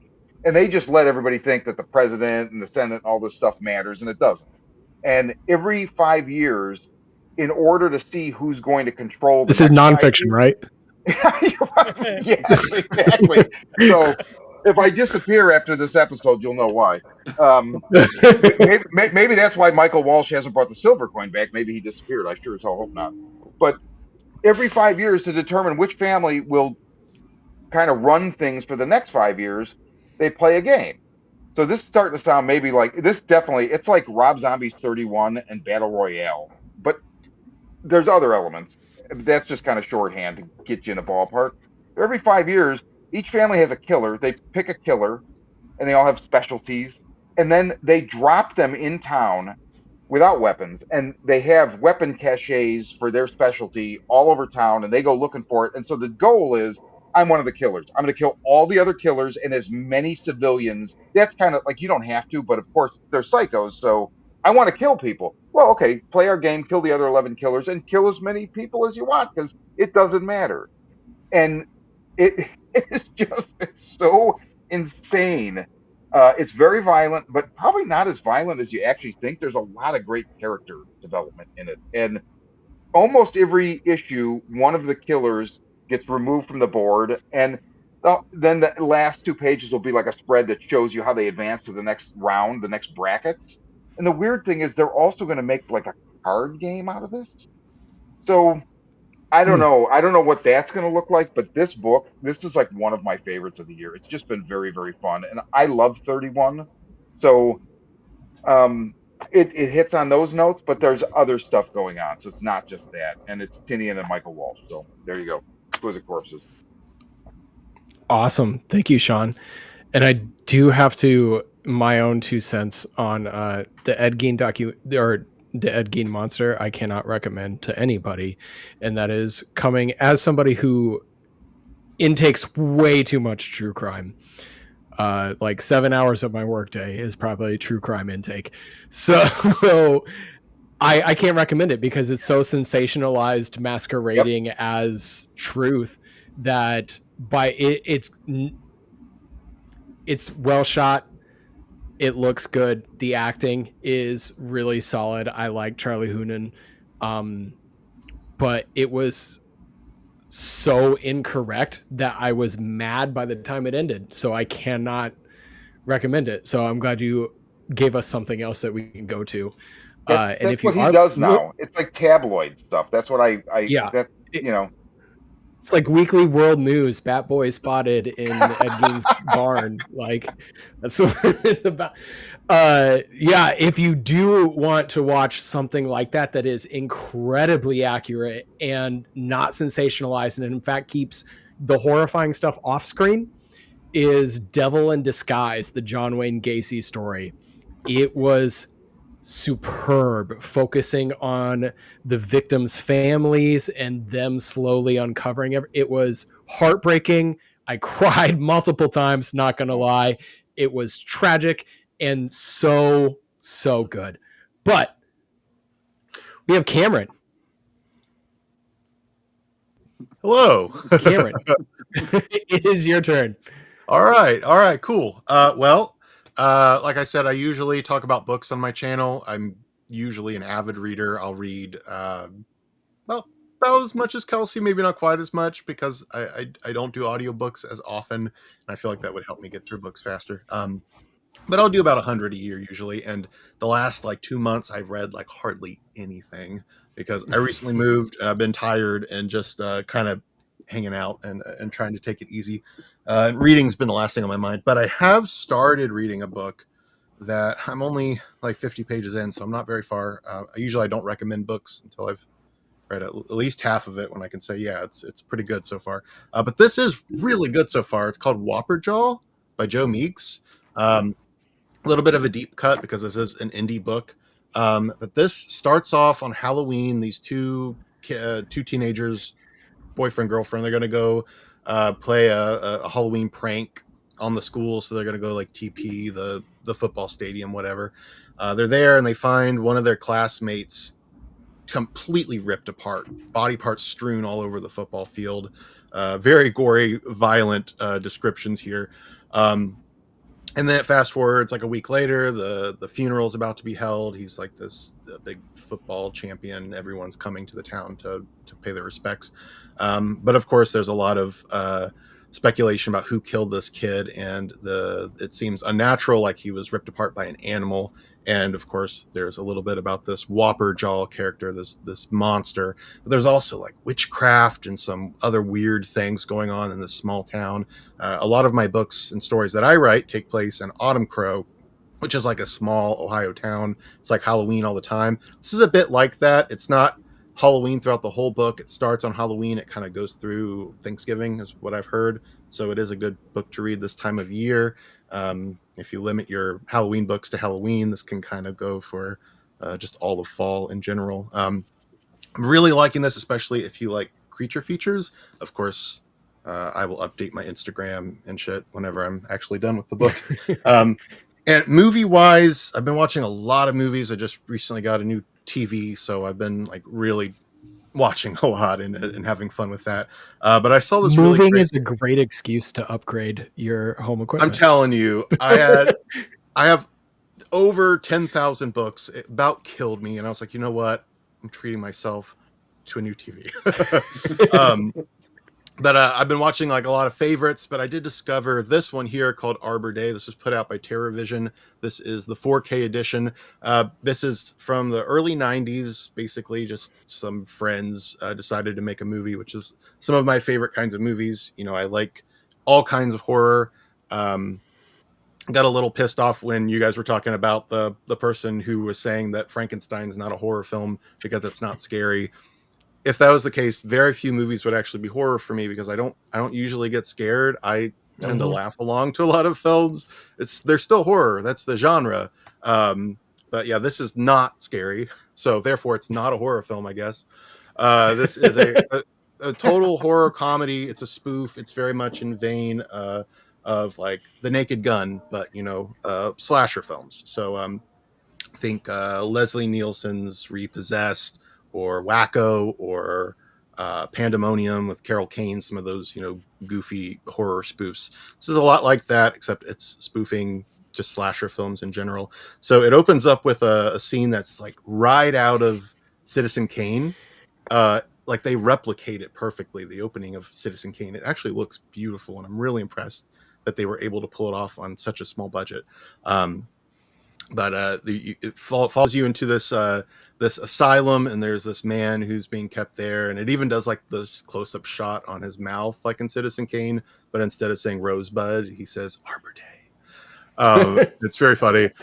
And then, you know, the nurses come in and they're like, oh yeah, he's being kept here because of something really traumatic to him that happened on Arbor Day. And then it fast forwards back in time to when he was a little kid, and he's going to celebrate Arbor Day in the park with his dad and his mom. The mom is just a guy in a dress. They don't even acknowledge it really. And anyway, I guess in this world, Arbor Day is like this big holiday, like Christmas. Everybody celebrates Arbor Day. So they're in the park. This bear shows up. It's just a guy in a Smokey the Bear costume, and even the kid says, "Hey, Dad, look! It's a guy in a bear costume." And he like slaps the kid and says, "You're supposed to pretend it's a real bear." He's like, "Oh, Dad, it's a real bear!" And runs off, and the bear ends up knocking the dad's head off, which is pictured here. And he's like, "Run, son!" and dies, and that's why he's traumatized. And now he's breaking out on Arbor Day to, of course, find some new victims. And it's just a goofy slasher film.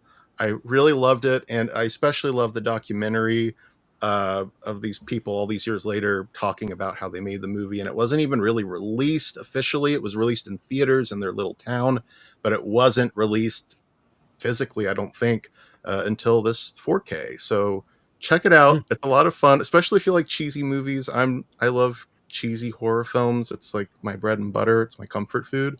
So check it out, Arbor Day. I liked it, and that's all I got for you. That's awesome. Thank you for joining us, Cameron. Yeah, thanks for having me, guys. I gotta check out that movie now. I had not heard of that one before.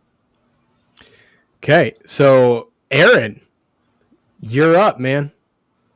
What do you want me to do? I got mixed responses from you. Do you want me to do new movies or physical media? I can do both. What if I do an abbreviated version? Yeah, do one and one. I don't care, man. You do whatever you want for your 10 minutes. You can do a little song and dance. That's fine. I don't know if I can do that very well. Okay, so I have a list. I have a list of 10 movies that I wanted to recommend, and one of them is Faye.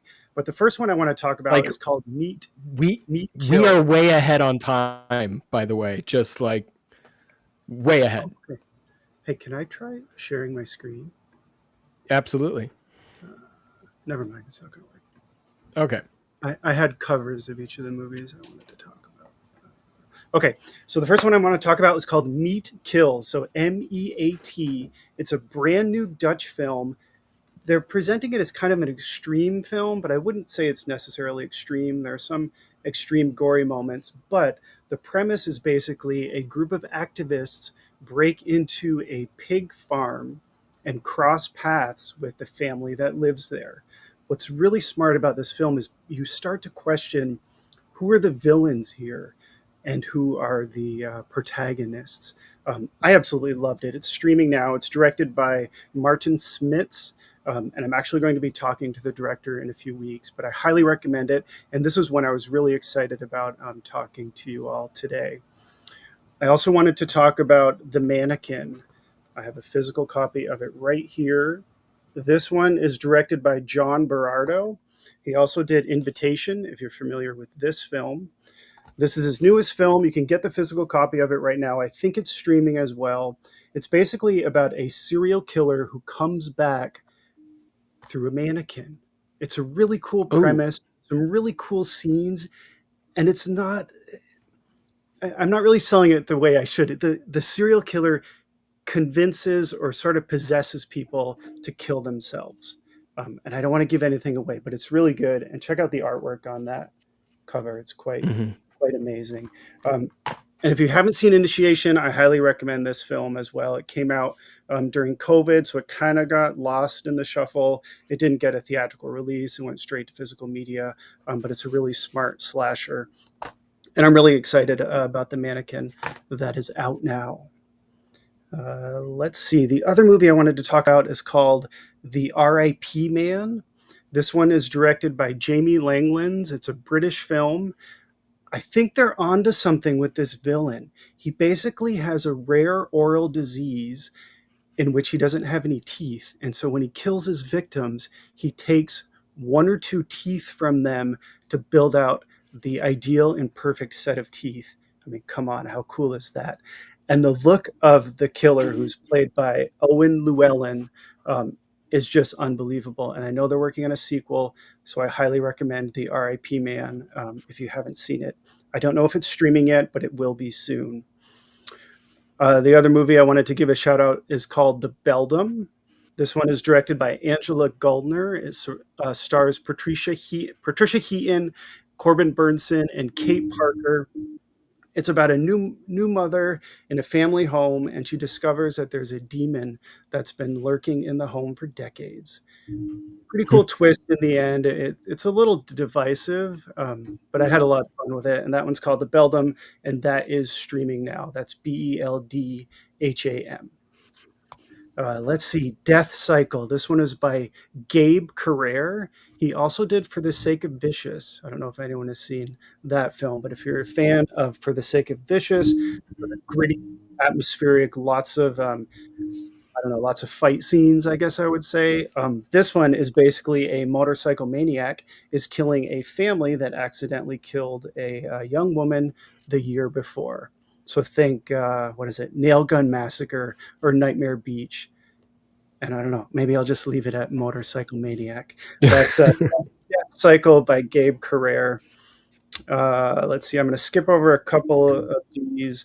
Vampire Zombies from Space. I'm not sure if I brought this one up before. It was doing the festival circuit for a while, but I think it's streaming now or will be very soon. I absolutely love this film. I don't know if anyone here has seen it. It's absolutely hysterical. Lloyd Kaufman is in it as a masturbating townsperson who just shows up in the background masturbating. And it's so damn funny. Oh my gosh, it's so funny. Judith O'Day is in it from A Night of the, what is it? Oh my God, I'm drawing a blank. Night of the Living Dead. She's one of the elder vampires in it, and that is Vampire Zombies from Space, written by Jacob Scripa, and Michael Stasko directed it. I highly recommended that. That one is a lot of fun.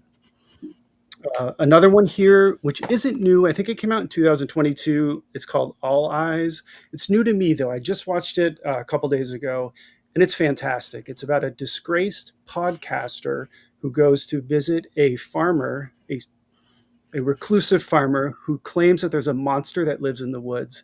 I had a lot of fun with this. If you've seen it, let me know what you think. If not, I highly recommend checking out All Eyes, and here's a physical copy of it. And then lastly, I wanted to show a new bobblehead I got, because I got Winnie the Pooh from Blood and Honey Part 2. I just got it in from Bobble. Yeah, how effing cool is that? These guys sent that over to me. And lastly, just to throw in some physical media, I just got this Terrifier 3 imported steelbook from Valoria Video. I don't know if you guys are familiar with them, but if you're a fan of the Terrifier film, collect steelbooks, I highly recommend this one, because look at the cover artwork on that. Isn't that amazing? That's awesome. And actually, I lied. One more thing. ZombieCon Volume 1, signed by Kyle and Aaron, right there. I should have kicked it off with this one. Look at that. There you go, the DVD version of Zombie. I was going to mention to Kyle, you recommended ZombieCon a couple episodes ago, so I remember you had them. Did. Yeah, you had them in the list. Yeah. Yes. Yeah. Before I even chatted with you guys. Let's see. So quickly, I'll just do a quick summary. Meat Kills is the Dutch film. Watch that one first over any of the other ones I recommended. It's fantastic. The Mannequin is great. We talked about Faye. A few here I didn't mention. Dream Eater I thought was fantastic. If you haven't seen that, it's another great found footage to watch. In fact, watch Dream Eater and Faye together, because there are some similarities, and I think they make a perfect double feature. The R.I.P. Man, The Beldam, Death Cycle, which I loved. I didn't mention Monsters Within, but that's another movie to check out. All Eyes, and Vampire Zombies from Space. And there you go. Was that 10 minutes? I don't know. We have. I know. I'm kidding. I always give you a hard time. Well, technically it goes 2.5 hours usually, and we're at an hour and a half right now, so I'm done checking time.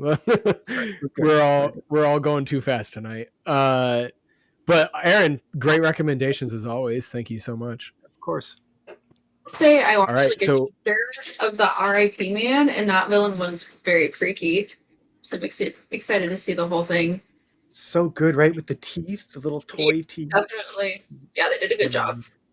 Oh, it's awesome. teeth and eyeballs are the teeth and eyeballs are the two things in movies that really get under my skin. So I don't know if I could sit through that one.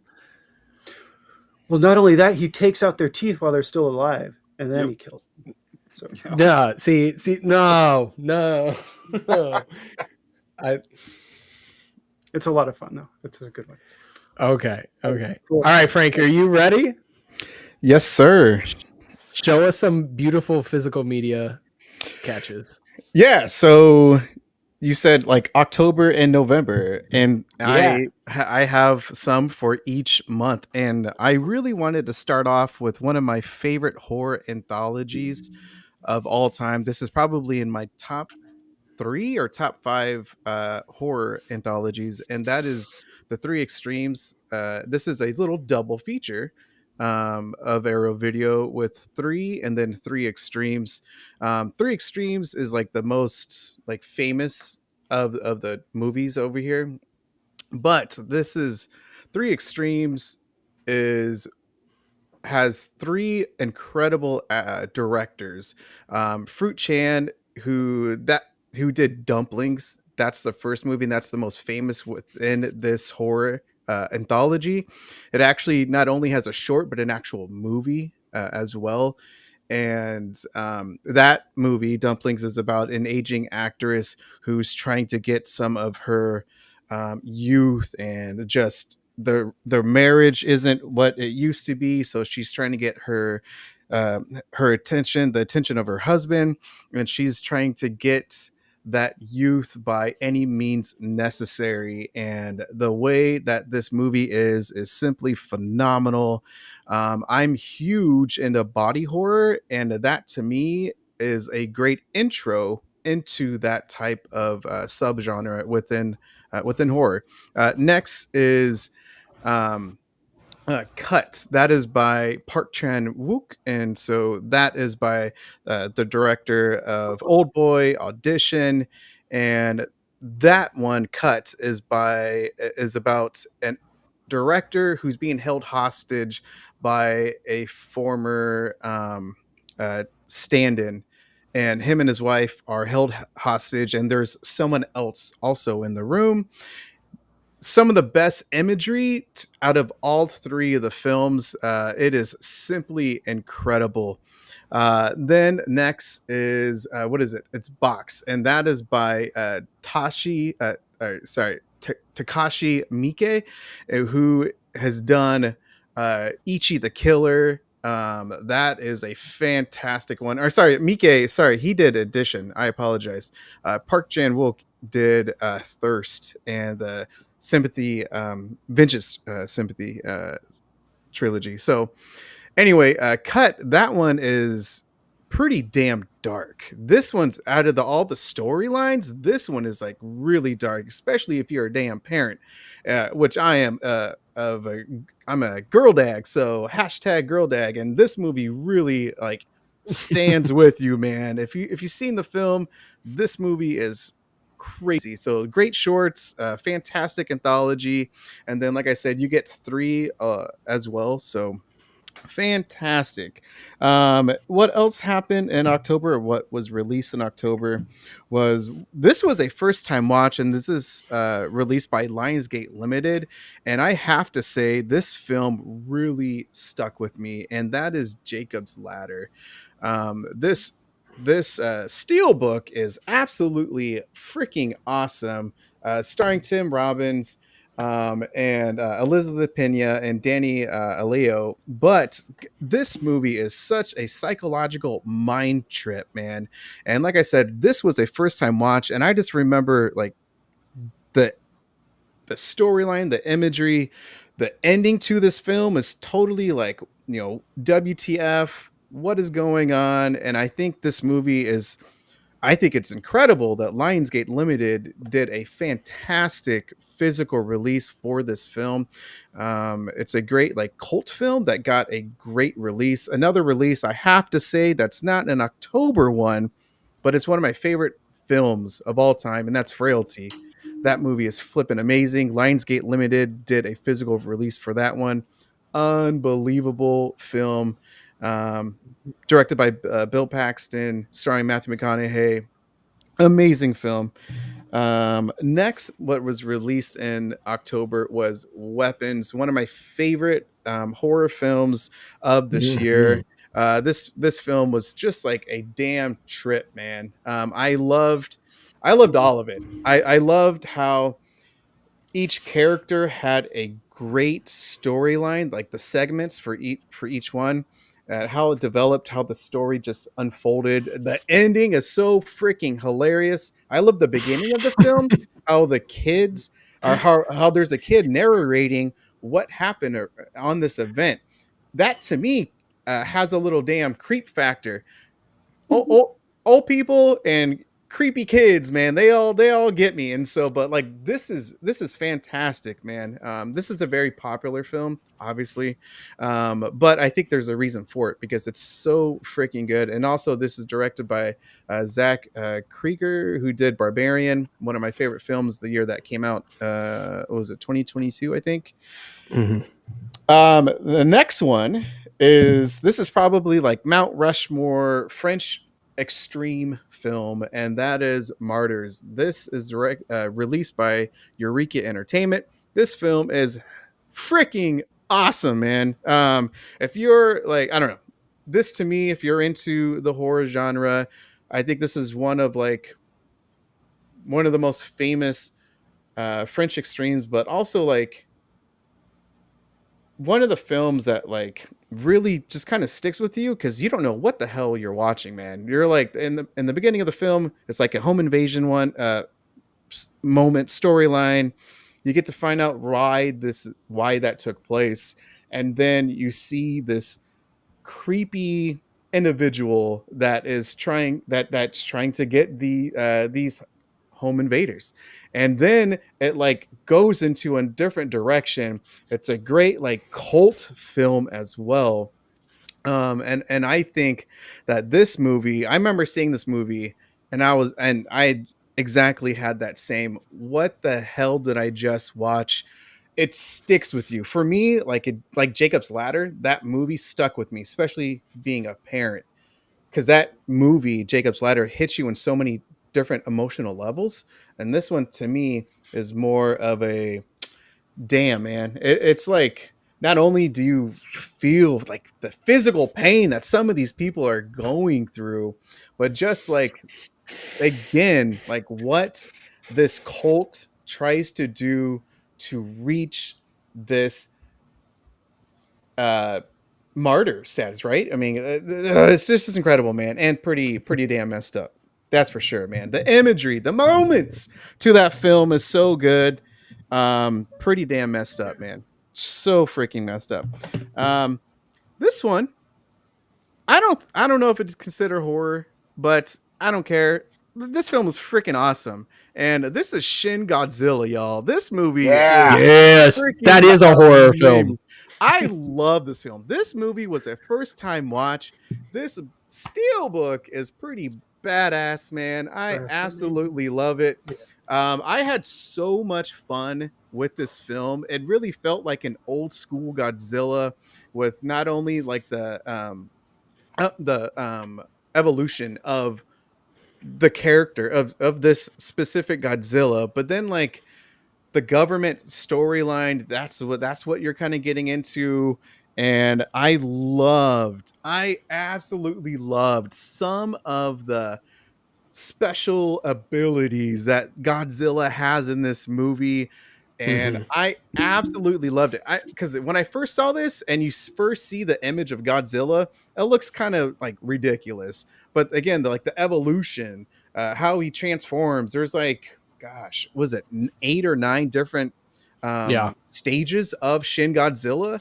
And I had a blast with this movie. It is simply phenomenal. The horrors of bureaucracy. Oh my god. Yes. Exactly. How it I'm glad you tackles the I'm Yeah. glad you brought that one because I was going to bring up my copy and I totally forgot. But that is a Godzilla horror film. I That love it, is man. like it definitely leans into that. Like he is an unstoppable force, and we are out of our depth and total destruction. It is fantastic. That's what I love about this film as well, is that there is like that kind of scary element, which it's like I still love the MonsterVerse. I eat that type of kaiju entertainment, but I also love this as well, because Mhm. it's Godzilla's a badass. Godzilla minus one, or minus minus one is, -1. Yeah. yeah, is such an incredible Godzilla film, and I love how scary Godzilla is in that movie. And this one too, like he is scary and he has some pretty badass abilities. October was just freaking insane, guys. Another one, this is like a double. This came out from Arrow Video, and these are Return of the Living Dead, and then of course John Carpenter's amazing film, there we go. In the Mouth of Madness. Both of these films are simply phenomenal. Obviously, this is my favorite zombie film of all time, and I also love Burial Ground. That movie's badass. But this right here is Arrow Video did a great limited edition release, and yeah, it's pretty dang cool. I love the art. I don't know how it's Very pretty nice. graphic. So yeah. But then yeah, In the Mouth of Madness, this to me is like a top 5 John Carpenter film, and I love Sam Neill in this film. I love the body horror. I love the imagery to this film. I love the psychological aspect of it as well. And this ending is so freaking good as well, man. So good. That was October, and I'm going pretty fast. I'm Oh going my- pretty fast, guys. November. Y'all didn't even know that the rest of the damn live stream is all about me. So sorry, guys. He's No. got to make up for GC being gone. So Oh yeah, hell yeah. I love GC. What's up, GC buddy? sent you a list to cover for him, didn't he? No. Nope. All me. Yeah, I'm huge into, like I said, physical media, horror, talking about movies, and like I said, as you can see, but yeah, Together, Eyeball, there you go, Tim.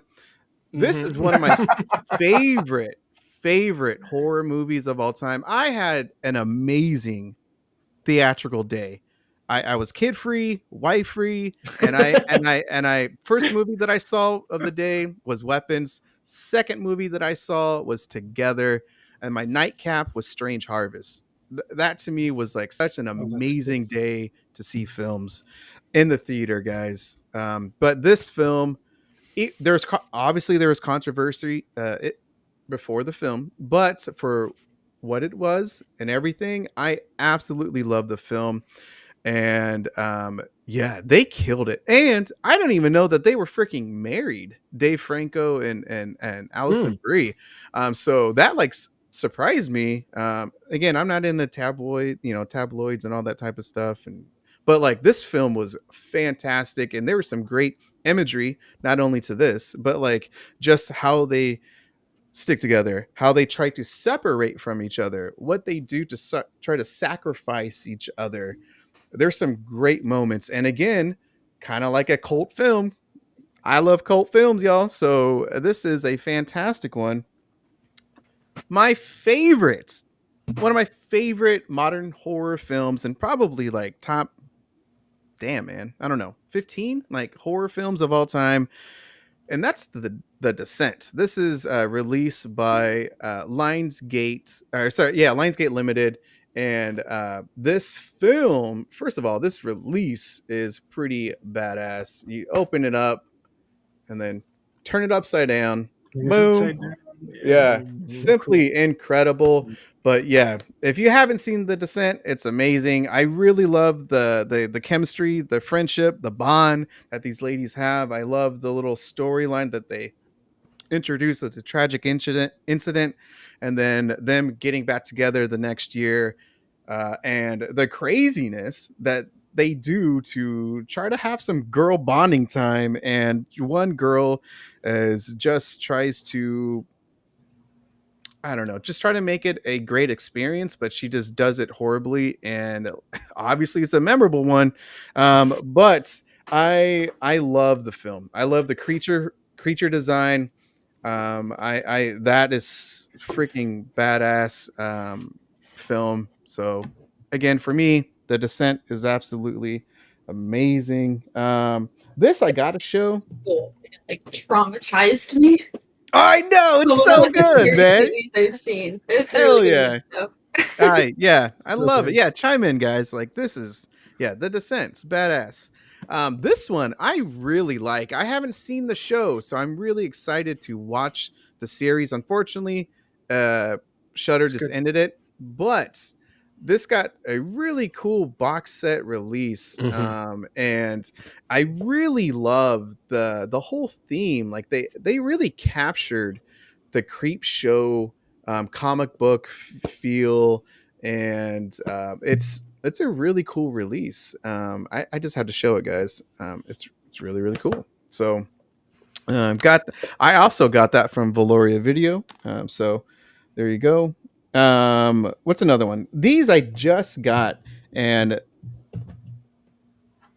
this is from Imprint Films, and these are some of my favorite films ever. And this is one of my favorite remakes of all time, and that's Invasion of the Body Snatchers.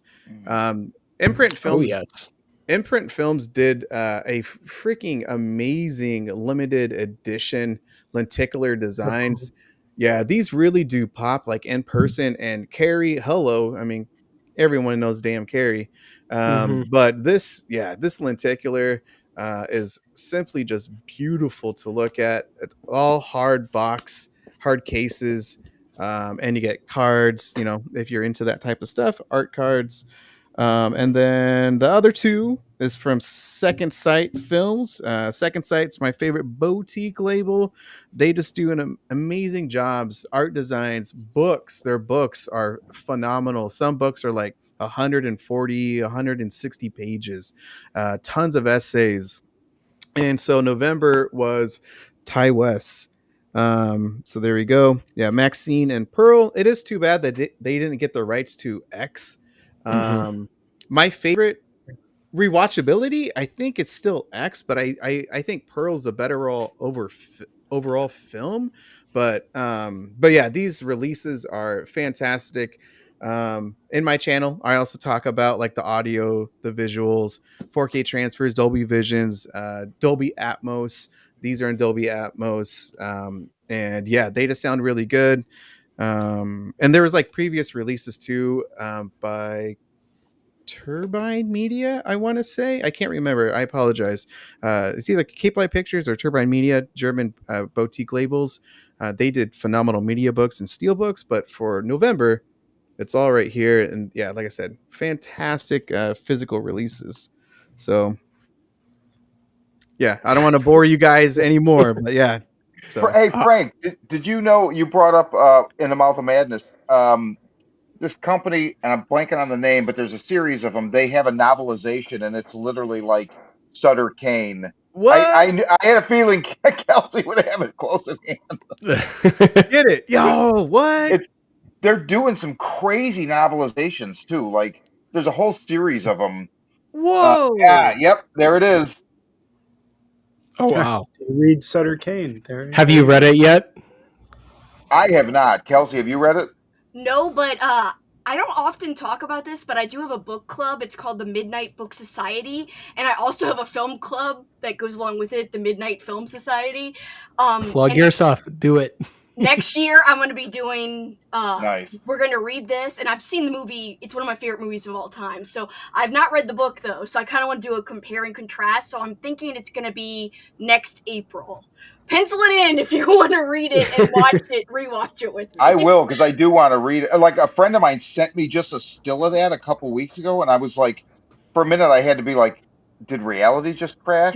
Because obviously, you know what happens in the movie, right? I was like, what the hell? Looked outside to see if there was an old guy on a bicycle riding around. But gosh. they have Yeah, be they have a careful reading that one. novelization. They have a novelization of Session 9. I have that too. Yeah, What? I own What that a somewhere. weird poll. Wow. That is one of Maniac my. Cop 2 and Oh. 3, or all three of I them, don't actually. know how Session 9's gonna come off. I mean, I bought it, but I don't know how it's gonna come off. It's so atmospheric. Yeah. One film. I don't know how they're gonna capture. That is one of my favorite underrated films. I always talk Yeah. about it, man. Same. Unbelievable film. Absolutely. Love it. So, just lastly, D. Schneider's Strangeland, the novelization. Like, really? Like, what? Crazy. That's really cool. Like D. Unexpected. Snyder as in Twisted Sister? Yeah, if you've never seen it, he did a horror his movie film, back in yeah. like '99. It's really odd. Oh. I It's did a strange not. film. I'm I'd surprised that's expect on the nothing, list for the That I'd is Yeah, expect Linda. nothing else from D. Snyder. That had The Linda Strange One. Cardellini in it, right? Like one of her early roles. Oh my God, you're right. It did, didn't it? Yeah, it's a weird one. It is a really weird movie. About like body Awesome. modifications, and it's Yeah, real like to the stuff nth in there. degree. There are times Only I like get it hate on needles TV. and stuff, so I had to like look away. Yeah, that's an odd film. Hell yeah. Okay. Well, that was a wrap on everybody presenting. Is anybody watching Welcome to Derry? Mm-hmm. Are we all watching Welcome to Derry? No, I I haven't had to seen it. I'm cancel my behind. HBO right before it started. Okay, I am behind currently, but I've seen 2 episodes and I thought they were fantastic so far. So I think it's okay. It's like I'm too in the much. same boat, Kelsi. It's like too much CGI for me. Like I cannot stand that. I'll just say demon baby. How'd you know? Yes, yes. I feel the same way. I was like, when I saw it, I was like, this is the stupidest looking thing ever. I hated it. Oh, Give me Well, Tim Curry. I like It Part 1, and then It Part 2 had a lot of CGI that was like kind of looked like Looney Tunes or something. I was Yes, like, yes. what is going on? This does not restaurant? fit. Yeah, and like where Bev goes to visit the old lady, it just feels like, I don't know, feels different from the first one, and I feel like the show has some of that. Same. Yep. I I like- agree. I don't think it's a bad show. I just can't with the CGI choices. So I don't know. Y'all talked about It, which is one of my favorite films. That movie with Tim Curry, obviously, that Yeah. stuck with me so much, man. I'm very passionate about that film, and this is one of my favorite pieces in my entire collection. It's It's massive. one click. It's Cine Museum. Oh. This, Whoa. yeah. So anyway, there is this, and it's got the first film. It's got both chapter 1, chapter 2. You open it up right here, and it's got split of Tim Curry and Bill Skarsgård, and then it's got Georgie's boat right here. Sweet. So cool. Oh, This wow. has girl, hold on, man. You know, I wanna do this, man. Oh, jeez. So this is, like I said, Tim Curry, absolutely amazing, like legend. Him being that, and then this, and then of course Rocky Horror Picture Show. But like this is right here. So this is like a little subtle lenticular, but like in the back, like Jeez. I Oh, wow. absolutely love this. That artwork is awesome. illustration. And then this is an amazing release. Who put this out? This is Cine Museum. It's an Italian boutique label that just does one clicks, and they do it very, very well. I have some, like here's like a Batman Tim Burton collection of 89 and Batman Returns. But yeah, so here's this one, and then here's that. Like it's the one clicks are pretty penny, but like again, if there's a movie that you really love, you know, for me, I just kind of spend the money for it, but like it's a badass release. And like I said, talking about it, I can't wait to see Welcome to Derry. I know when I don't cuss again, but I know when me, like I'm gonna binge watch it. Mhm. So I think I'm just gonna wait like another like week or two and then just plow through it. I completely agree with the CGI assessments. I just have really enjoyed the characters and the little the time period, taking it back a little bit in the story. I'm a sucker for period stories, so usually I just enjoy them a little bit more. But yeah, I've really enjoyed it so far. We'll see. Like I said, I think I'm 2 or 3 episodes behind, so I I think still haven't seen Skarsgård. I think what I liked is I think the lore building is really good. Definitely focusing on the entity itself. Like everyone's like, well, Pennywise isn't in it. It's like, yes, it is. It's his original form, and I like that they haven't just jumped straight to the clown.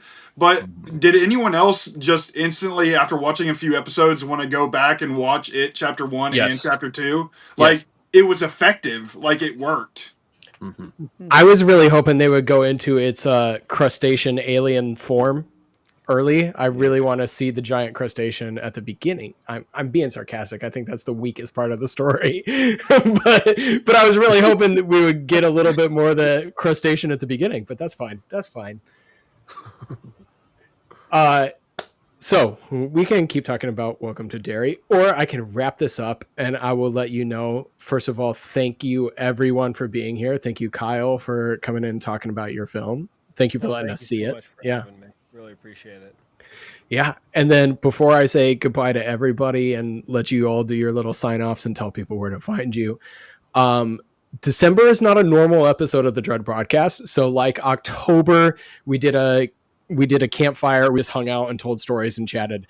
December is going to be a top 5 recap. So instead of talking about the biggest releases or reviews of the month, we are going to talk about our top 5 things from the year. And the way I'm going to do that is each panelist can bring one top 5 of their own. So it could be your top 5 physical media releases, your top 5 books, your top 5. For me, I'm leaning towards my top 5 music releases of the year because that's the other thing I get a lot of time into. My top 5 music releases, and then we'll also talk our top 5 horror movies released in 2025. And that can be an indie film, that can be a major theatrical release. Your top 5, and we'll count them down together to get to everybody's number 1.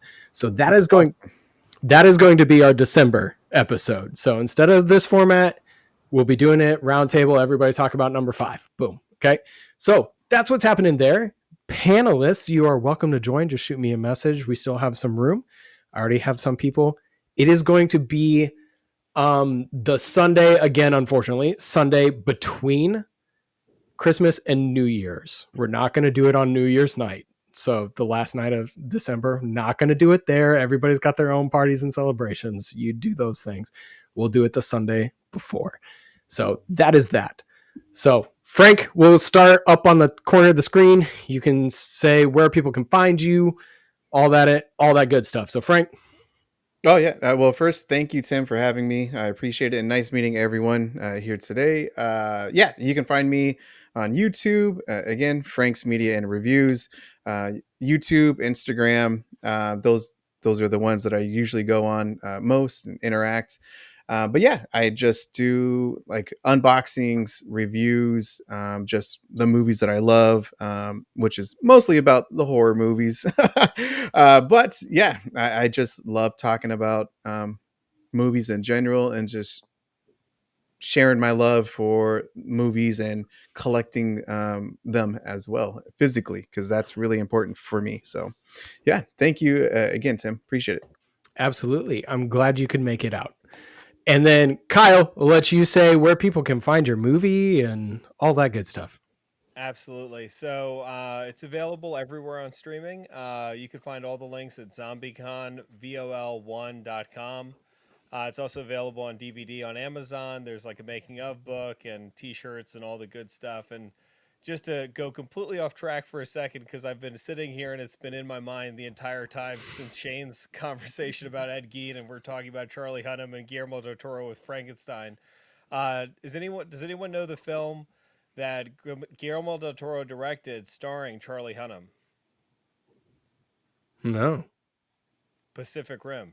Oh, yes. Which I felt like tied in nicely to Frank's conversation about the kaiju. So I just had to say that because it was one of the best kaiju films ever made. So and giant crustaceans. Yeah. Awesome. Well, Kyle, thank you so much. No, thank you so much. Really appreciate it. This is a blast. And Jillian, thank you for coming back out. I want Kyle to show us his dog first. Yeah, I was gonna say, Kyle, who's on your lap? This is Mr. Whipples. He's been kind of roaming the couch. I'm sorry if he caused too much noise. He's like deciding whether or not he wants to sleep or lick himself or do whatever he's doing. So you never have to apologize for dog noise around me. I'm a dog person. Adorable. Well, please. I do want to say first, I feel like I need to get a better background. So everyone has such amazing backgrounds. So if I join for a third time, I'll try to have a better background. No pressure. Yeah, no, honestly, I mean, yeah, my DVD collection is not nearly as impressive as the ones I'm seeing. But so happy to be a part of this for a second time. Please check me out on Instagram, TikTok at Rated Horror. And check out Faye on Found TV. Such a great movie. Awesome. Thank you, Jillian. And Matthew. Well, thank you for having me on for my first time, and nice to meet all y'all as well. You can find me Horror Madness 0055 on TikTok, Instagram, and you can find me on Facebook. Obviously, a huge supporter of indie, huge supporter of creators, physical media, and I collect all things horror. And I just absolutely enjoyed and had a blast talking with all y'all today. Thank you. It's great to hear. All right, Kelsi. I am really happy to have been on again. Thank you so much. Of course. You guys can find me. I did talk about, of course, on YouTube, Slime and Slashers, but also you could find me on Instagram at SuperKickinIt. And if you're wondering what the hell, what does that have to do with anything? I used to have a wrestling podcast. Yes, pro wrestling. So I fell in love with my handle, and I'm not changing it. So they don't match. My handles don't match, but you know. Whatever. That's where you could find me. And by the way, Frank did a great job because Jacob's Ladder is one of my favorite movies, and I went and I already bought it during his segment. I went and I bought it right away. I was like, I could literally see you buying it, Kelsi. I'm like, oh, I know she's buying this right now. I am, yes. It's one of my favorite movies of all time, and I didn't know about that release. So thank you, Frank. Yeah, that's like the ultimate compliment. So I appreciate it. The number of times I love that is a success story for me, that I love hearing that, because the number of times that Kelsi has mentioned a book and then I head over to Google while she's talking and I'm like, oh, okay. Yep. And I add that to my list. It's happened with GC. I have to confess, Frank, I also looked up Jacob's Ladder to purchase during your segment. So I was also over here trying to find it. See, So there you go, Frank. yep, that is success. It was a good night. It was a good night. You're pushing Jacob's Ladder, but honestly, it's a great movie, guys. If you haven't seen it, it's like really deep. It's not like, it's got lots of horror elements, and there's even like a scene that has inspired like the Silent Hill game franchise, which you could totally tell the scene when it comes up, but there's so much more to the movie than the horror scenes, though. But also another shout out to Sean, because I want to check out that book so bad. Sean, Giallo is one of my favorite things in the world, so like a book with Giallo vibes. Yes, please. Yes. And Cameron, I gotta tout his books again, guys. Like, we're friends, just, you know, I'm being honest, but I will stake my life on that his books are amazing. And if you love Halloween, you will not find any other books ever in the world that are more Halloween than Cameron's books. I will lay my life on the line. I am very confident. I have recommended these books to so many people, and nobody has said, hey, I hate it. Nobody. I guarantee you will like his books. Please check out Cameron's books. Cameron, I have read Autumncrow High, but it was like 2-3 years ago, I believe. So, oh God, been that long. Got a new audiobook now, Tim. Yeah, it was a while ago, so I do need to revisit it. I hate that it came out that long ago. I haven't had a follow-up yet. It's just, sweating over here, guys. All right. Yes, yeah. Sean, where can you can find me at SeanCBaker.com. I curate music and movie and comic book and literature content like a couple times a week. I'm pretty consistent. The Horror Vision is at Horror Vision 1437 at YouTube. I don't remember what the 1437 is, but I know that we started in 2018, and there's so many other Horror Visions that popped up after us, and it's crazy because like one popped up recently and they already had like 10,000 followers. I'm like, dude, you weren't here yesterday. So I know. So it's a Horror Vision. Bots.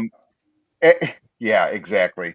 Click Farm. At the Horror Vision 1437. I also do Instagram, but I don't know. Instagram's been bumming me out. Not y'all's content is amazing, but there's just the algorithm likes to like ruin my day, so I haven't been active on there in quite some time. So, but mainly my website and just the Horror Vision. And our podcast streams everywhere. So anywhere you listen to podcasts, that's where we stream, and we do YouTube as well. So, and thanks for having me on because I love this show. Yes, we love having you. Great content on your own show as well. Definitely check them out. Yeah, I get what you're saying about the Instagram algorithms. Aaron. Yeah, over to me. Well, thank you for Yes. having me on too. This is always a blast. You can find me at A&B Horror Movies on YouTube. I've got a lot of interviews coming up. At the next few, I've got Kombucha with Jake Myers, which is the horror movie all set around kombucha, which I know I talked about on a previous episode. It sounds terrifying. I've got The Fox Hollow with Tom Hughes, the Bigfoot horror found footage, which was also fantastic. I chatted with Mike P. Nelson about his brand new Silent Night, Deadly Night that's hitting theaters in 2 weeks. So that's coming out the opening weekend. And I didn't. Did you get to see it? No, I didn't get to see it. He couldn't share the screener. He's like, even I don't have a screener. But we talked about it, so it was still a cool conversation. And speaking of Faye, I actually interviewed Madeline Doherty last week as well, so that will be coming out soon. I've got quite a backlog of about 12 interviews at the moment, but I'm trying to get them out as fast as I can. So Aaron is one of the most prolific content creators that I know. You blow my mind, man. It's amazing. It's amazing. Wow, thank you, guys. That's very nice of you. Thank you. Well, yes. Anyway, it was a pleasure to be here. Thank you all. Anything I can do to support, just let me know. Awesome. And Cameron, thank you for coming out and joining us. Yeah, thank you guys for having me. It was great hearing all of you talk. There was a lot of things that were said where I'm like, oh man, I want to comment, but I didn't want to interrupt. I know we can, but still, yeah, you can't. I feel bad. I don't know, the movie Mannequin you were talking about. I actually, in my book Autumncrow here, I have a short story about Tara the android from the I Feel Fantastic YouTube video. I don't know if anyone's familiar with that. Yes, it's a freaking terrifying mannequin, and she may or may not be possessed in my story. So mannequin stories really creep me out, so I'm going to check out that film. Frank, you mentioned Burial Ground. That's like one of my favorites. I love that film so much. So good. We need Josh from Horribly Opinionated here because he'd probably know Tara the Mannequin because he's a YouTube horror connoisseur. Oh yeah, she's terrifying. Yeah, totally. And Sean, your book looks awesome. Love the cover. Sadist Art Designs. He's great. Good buddy of mine. Does the best artwork ever. Yeah. So anyway, my name is Cameron Chaney. You can find me at Library Macabre on YouTube. I talk about books. Sometimes talk about movies. I love physical media. I love horror films. I love nostalgia. All that stuff. You can also find me on Instagram, on TikTok. Facebook, even though I don't really use Facebook, don't really use TikTok much either, but I'm trying to.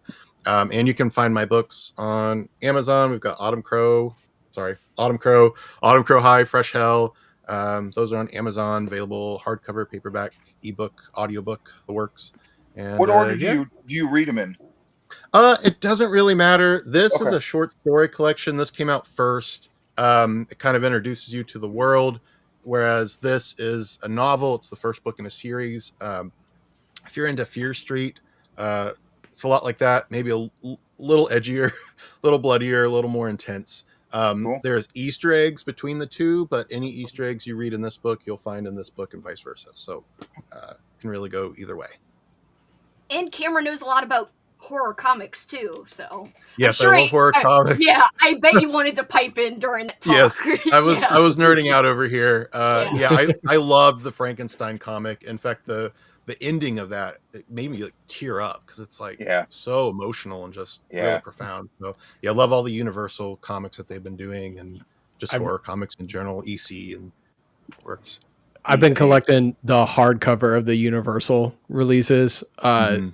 They've all been pretty fantastic. Creature of the Black Lagoon, I think, is the one that stood out so far because I haven't gotten the most recent. They just wrapped Frankenstein and wrapped the Mummy, right? Mhm. I think they're on to the Invisible Man right Invisible now. Man is right now. Yeah, I think. Man, I don't remember what the last one I read. There's only one that I didn't care for all that much. I thought Dracula was a little bit too high concept. It was I great to loved look. it. It was great to I look just at. love the artwork. The Yes, artwork was Yeah. exactly. Beautiful. His artwork is insane. Yes, so good. All right. I think that's it for tonight's episode. Thank you all again. Fantastic. And I'm Tim. I run the Average Reviews podcast. And right now we are between seasons. I take a break from October to January because I have a lot of family. I have a lot of traveling, and family does take priority. So I skip all those other things, but I didn't want to leave you without the Dread broadcast for these 2 months. So we will be back. We're here now, and we will be back in December. Thank you all again, and we will see you for the December episode in just a couple weeks. Goodbye. Bye. Bye.